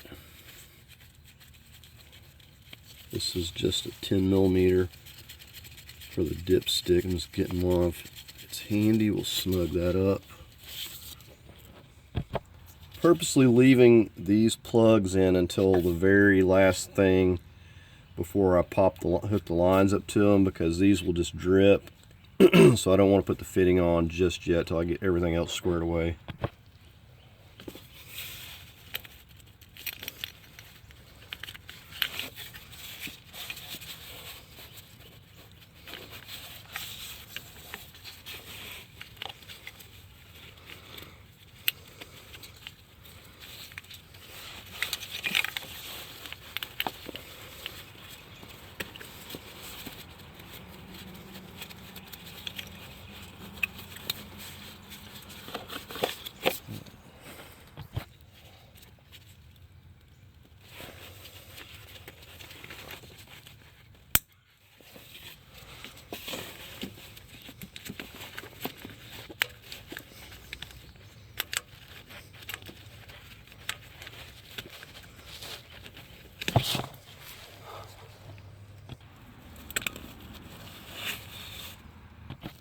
Now I've got a pan down here. I've got my line ready to go. I'm pretty sure this is going to drip. I had a pan under my old transmission and there was at least a quart or more dripped out just from its setting there. So this may even pour out of here for all I know. Oh, it's actually dry.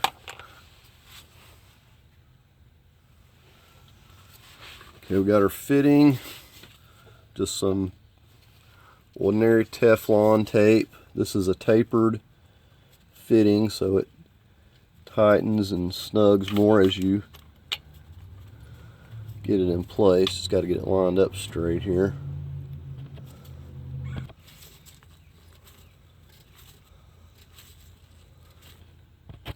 Using the 15/16. So this would have been easier with the transmission out, but I didn't want to do that because I just knew they were going to be dripping. So just going to snug it up a little bit.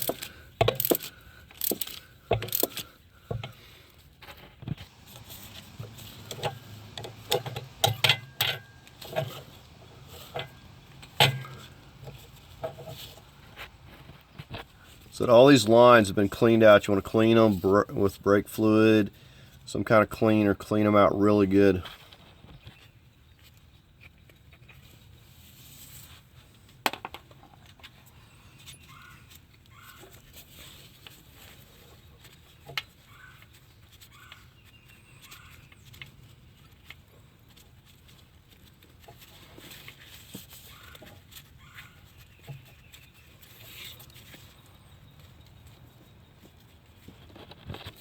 Okay, so this side we're going to have to use the 15/16 wrench because we can't get in there with the socket.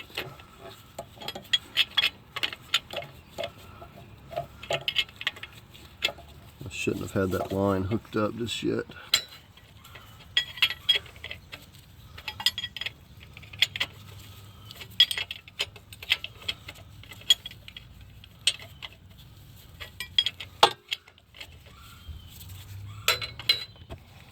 Alright, so let's get this one connected. I had to unhook that other side over there.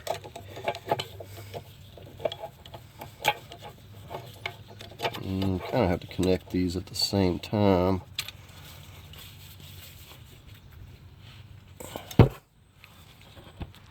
Okay, so just kind of laid underneath and connected those both at the same time.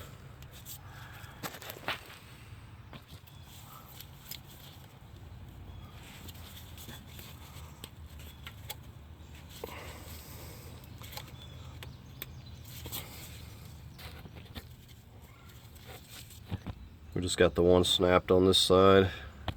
So now we just got to connect those cooler lines right in there.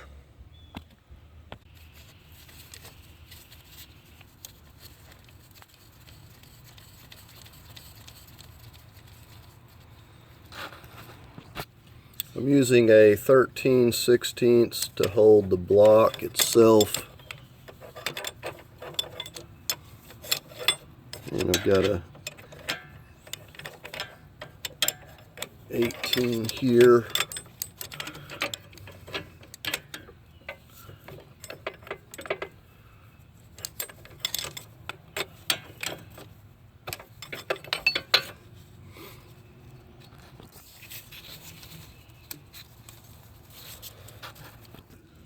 Alright, both of those are snugged up.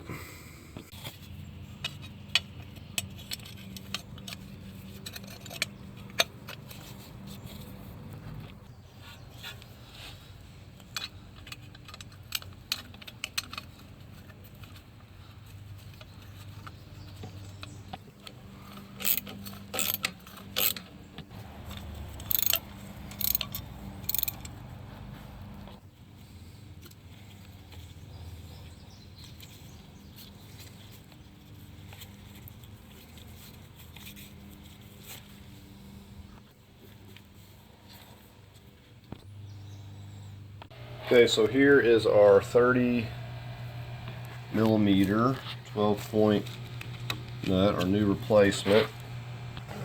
So we're going to be crimping this, and this is going to probably be the fun part. Just using, like I said, this blunt hammer. I'm going to be putting some red Loctite on it as well.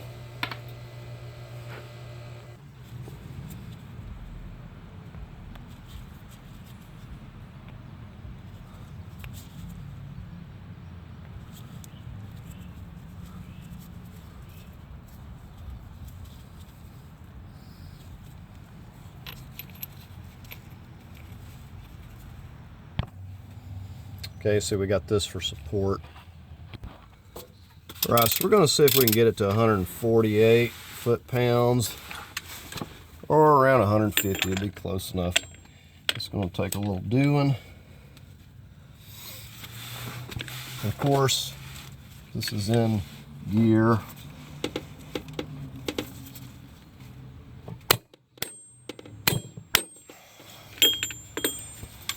Okay.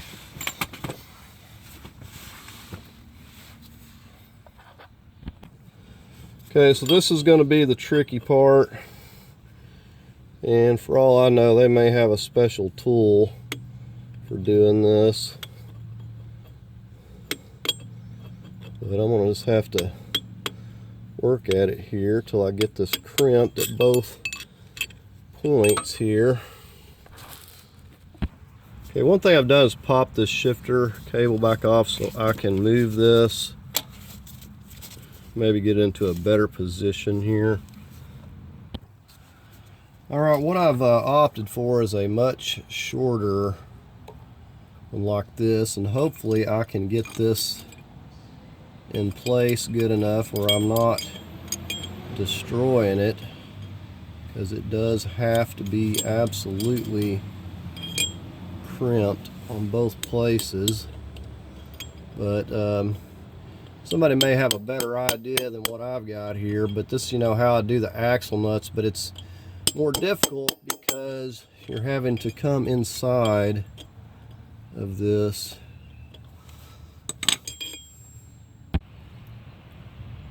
Okay, so there we have it crimped over using that method that I just showed you, and it doesn't look perfect, but it is crimped. Or if it's to put this back in place, I've got a paint mark, just putting it back where it went.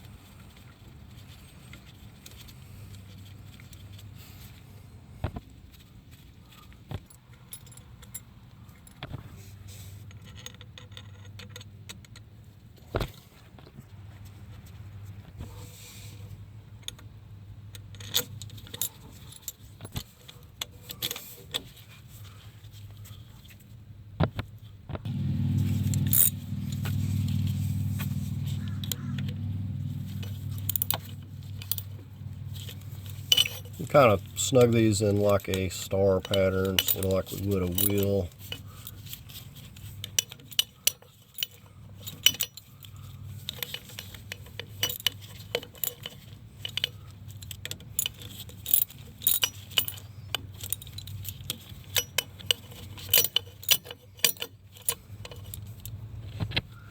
Now, from the information I found, these were calling for like 41 foot-pounds. I checked the rear ones, and they seem to be maxing out at around 38 foot-pounds or so. So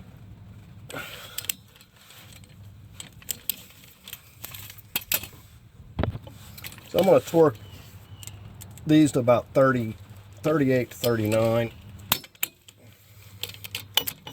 Just kind of going by the rear. Okay, the very top one's only difficult. I'm kind of using a swivel and getting back here with an extension.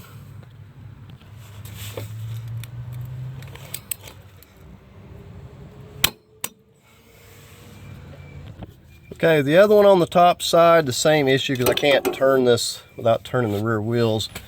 I had to use the extension with a swivel.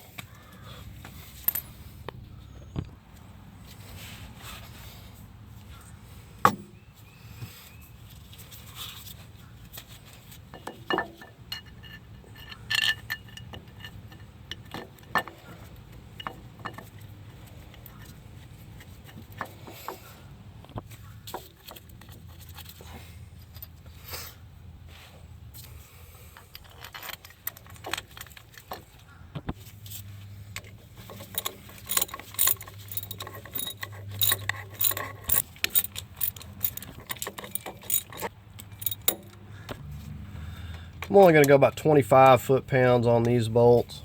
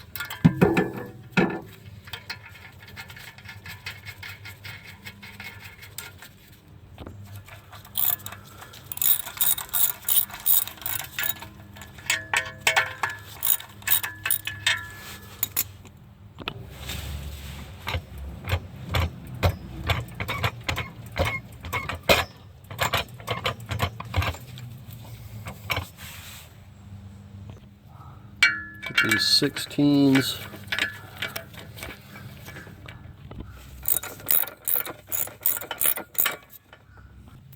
We're going to keep these loose till we get both sides. And we're putting Loctite on every bolt, like I said.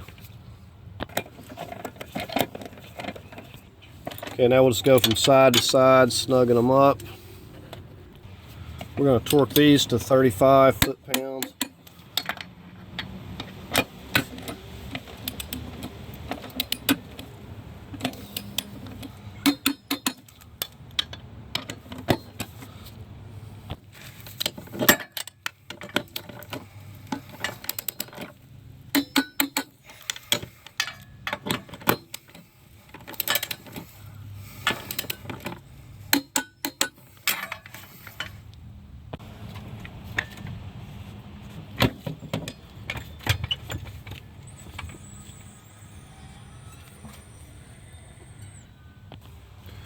We'll torque these here to 35 as well.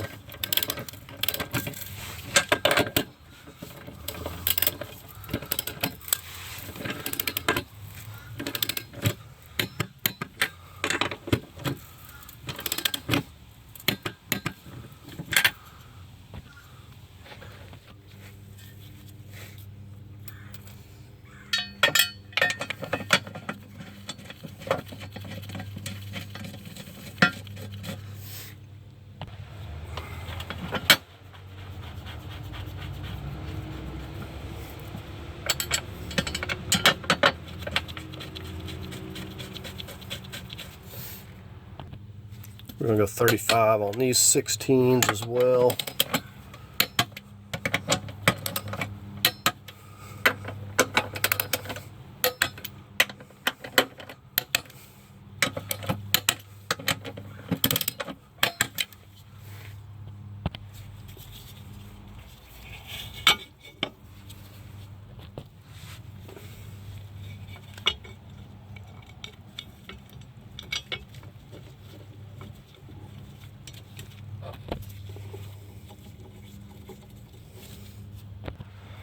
So these were over tightened from the previous time, so I only managed to get 10 foot-pounds before they started turning. So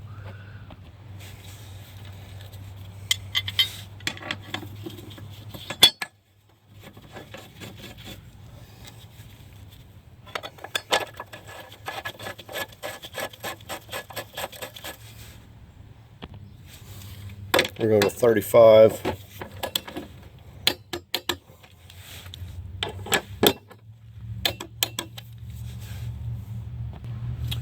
Alright, so I think we finally got everything back together under here, all of our braces and everything, so we can actually get out from under here.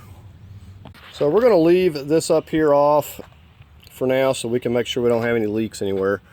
And we're just going to go ahead and get back here and start getting our transmission fluid. I'm going to probably start with about 6 quarts.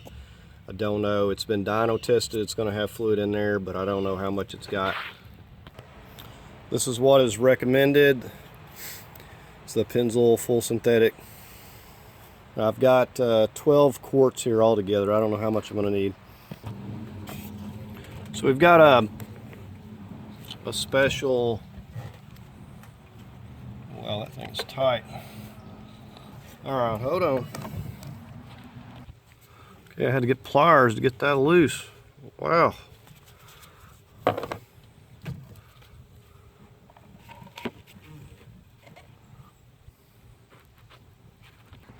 Okay, I've got this hose, and I believe this is a 3/4, it's a 3/4 or 5/8 barb fitting, and I had to use this for a Dodge Dart as well, but it actually fits in here. I don't need this long of a hose, but I've already got this hose cut, and I'm going to try this because of the angle. Okay, my first idea wasn't going to work. Got 3/8 hose here, crammed the end of my funnel.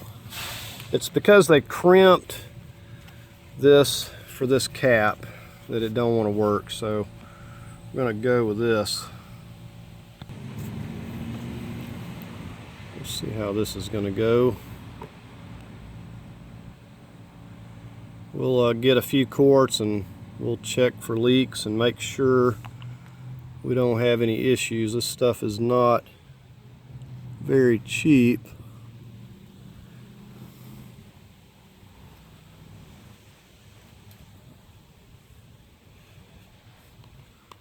Alright, so we got 1 quart in. Let me go and go underneath and just check for leaks here. Alright, so don't see any leaks so far, so we're just going to get 5 more of these in here. And then I'll show you the funnel. Kind of have to have everything running and circulating and warmed up. But we've got a chart for this, and we'll be able to see if we got the fluid to the right level. All right, so 6 quarts are in.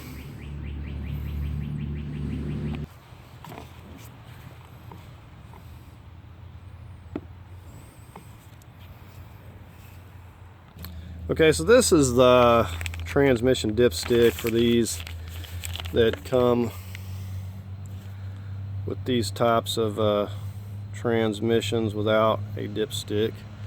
917327 is the one I've got. There's probably many others. Let's get it out of here.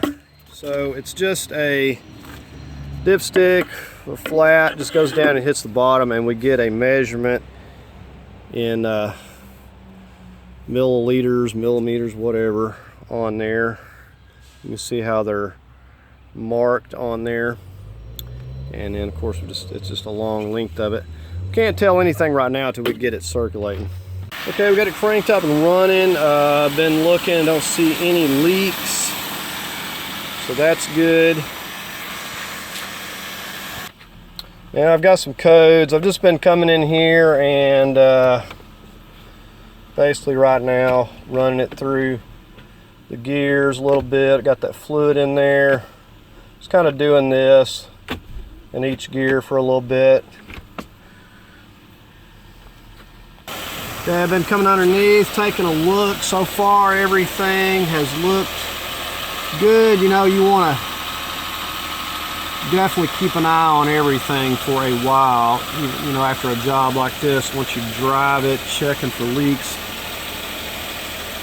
because anything that can leak will leak, and then you got major problems. So everything's looking good at this point. So I think I'm going to go ahead and just get it down off of the ramps here. Actually, before I get ahead of myself, I think I'm going to go ahead and put this front end back together, because I mainly left it off to make sure I didn't have any leaks. Now, another thing I did with this second condenser, rather than poking holes, because the clips on here, once you jammed them in there, it's kind of loose and it could fall back out. So I was like, well, that's pointless. So I just zip tied it to these braces here, and it's actually probably better that way. So anyways, we're going to go ahead and just put this here back together. Not a big deal. Okay, so here's the chart, and I'm going to get it. It says ideal to check it at 180 degrees. I'm going to get it up to 180 degrees. I'm going to check that with my scan tool, and we're looking for 60. Now, right now, we'll go ahead and see what we got right now. All right, so I believe it said, now I don't have it in dry, but I believe it said to have it in dry when you're checking this. I don't see why that matters, but either way, you want to have it up to 180, and I've got it right at 180. So let's see where we're at. Make sure we're down in there till it bottoms out. Okay, so I don't know if you can see that. Okay, I don't know if you can see that. I didn't have it down in there right the first time, but I've got it right at 50 right now. So I'm only going to add a little bit more, and we're setting level here. I've got it off the ramps, so I'm going to add like a quarter of a quart at a time, because I don't want to be having to take it out. Okay, so we're going to take this down the road. I only put like another quarter of a quart, and I was checking it, and it looked like it was slightly over 60 millimeter. So we're going to go with that. All right, so it seems to be driving really well. I went out, they've got a procedure on the reman transmission they want you to do. You go out and find you an open place that's flat and go through the procedure, and it's supposed to adapt it or whatever. Of course, you delete out all your codes. And I got codes because I got like headlight issues and wiring issues and stuff up here in the front to figure out still, but we got it driving, so I'm definitely happy about that. Happy to have it moving and not just sitting around. So I got the transmission fluid where I want it. I mean, it was just slightly over 60 millimeters. And I only added a quarter of a quart. It was like down at 50, and then I put just a quarter of a quart, and it jumped way up there. So it didn't need much. And I only put 6 quarts, and just that little bit of that other one is all I put in there.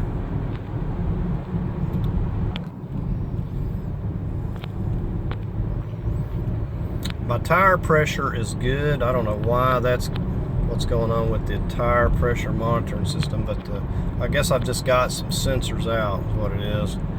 And with these Dodges, you just gotta, you can get it replaced, it'll relearn itself. So that ain't no big deal. The headlights are a little bit more of a concern, because one of the headlights is not the original. It got damaged in the wreck, and they just put another aftermarket or whatever, and it's got the expensive HID headlights. So Not for sure what I'm going to do about that.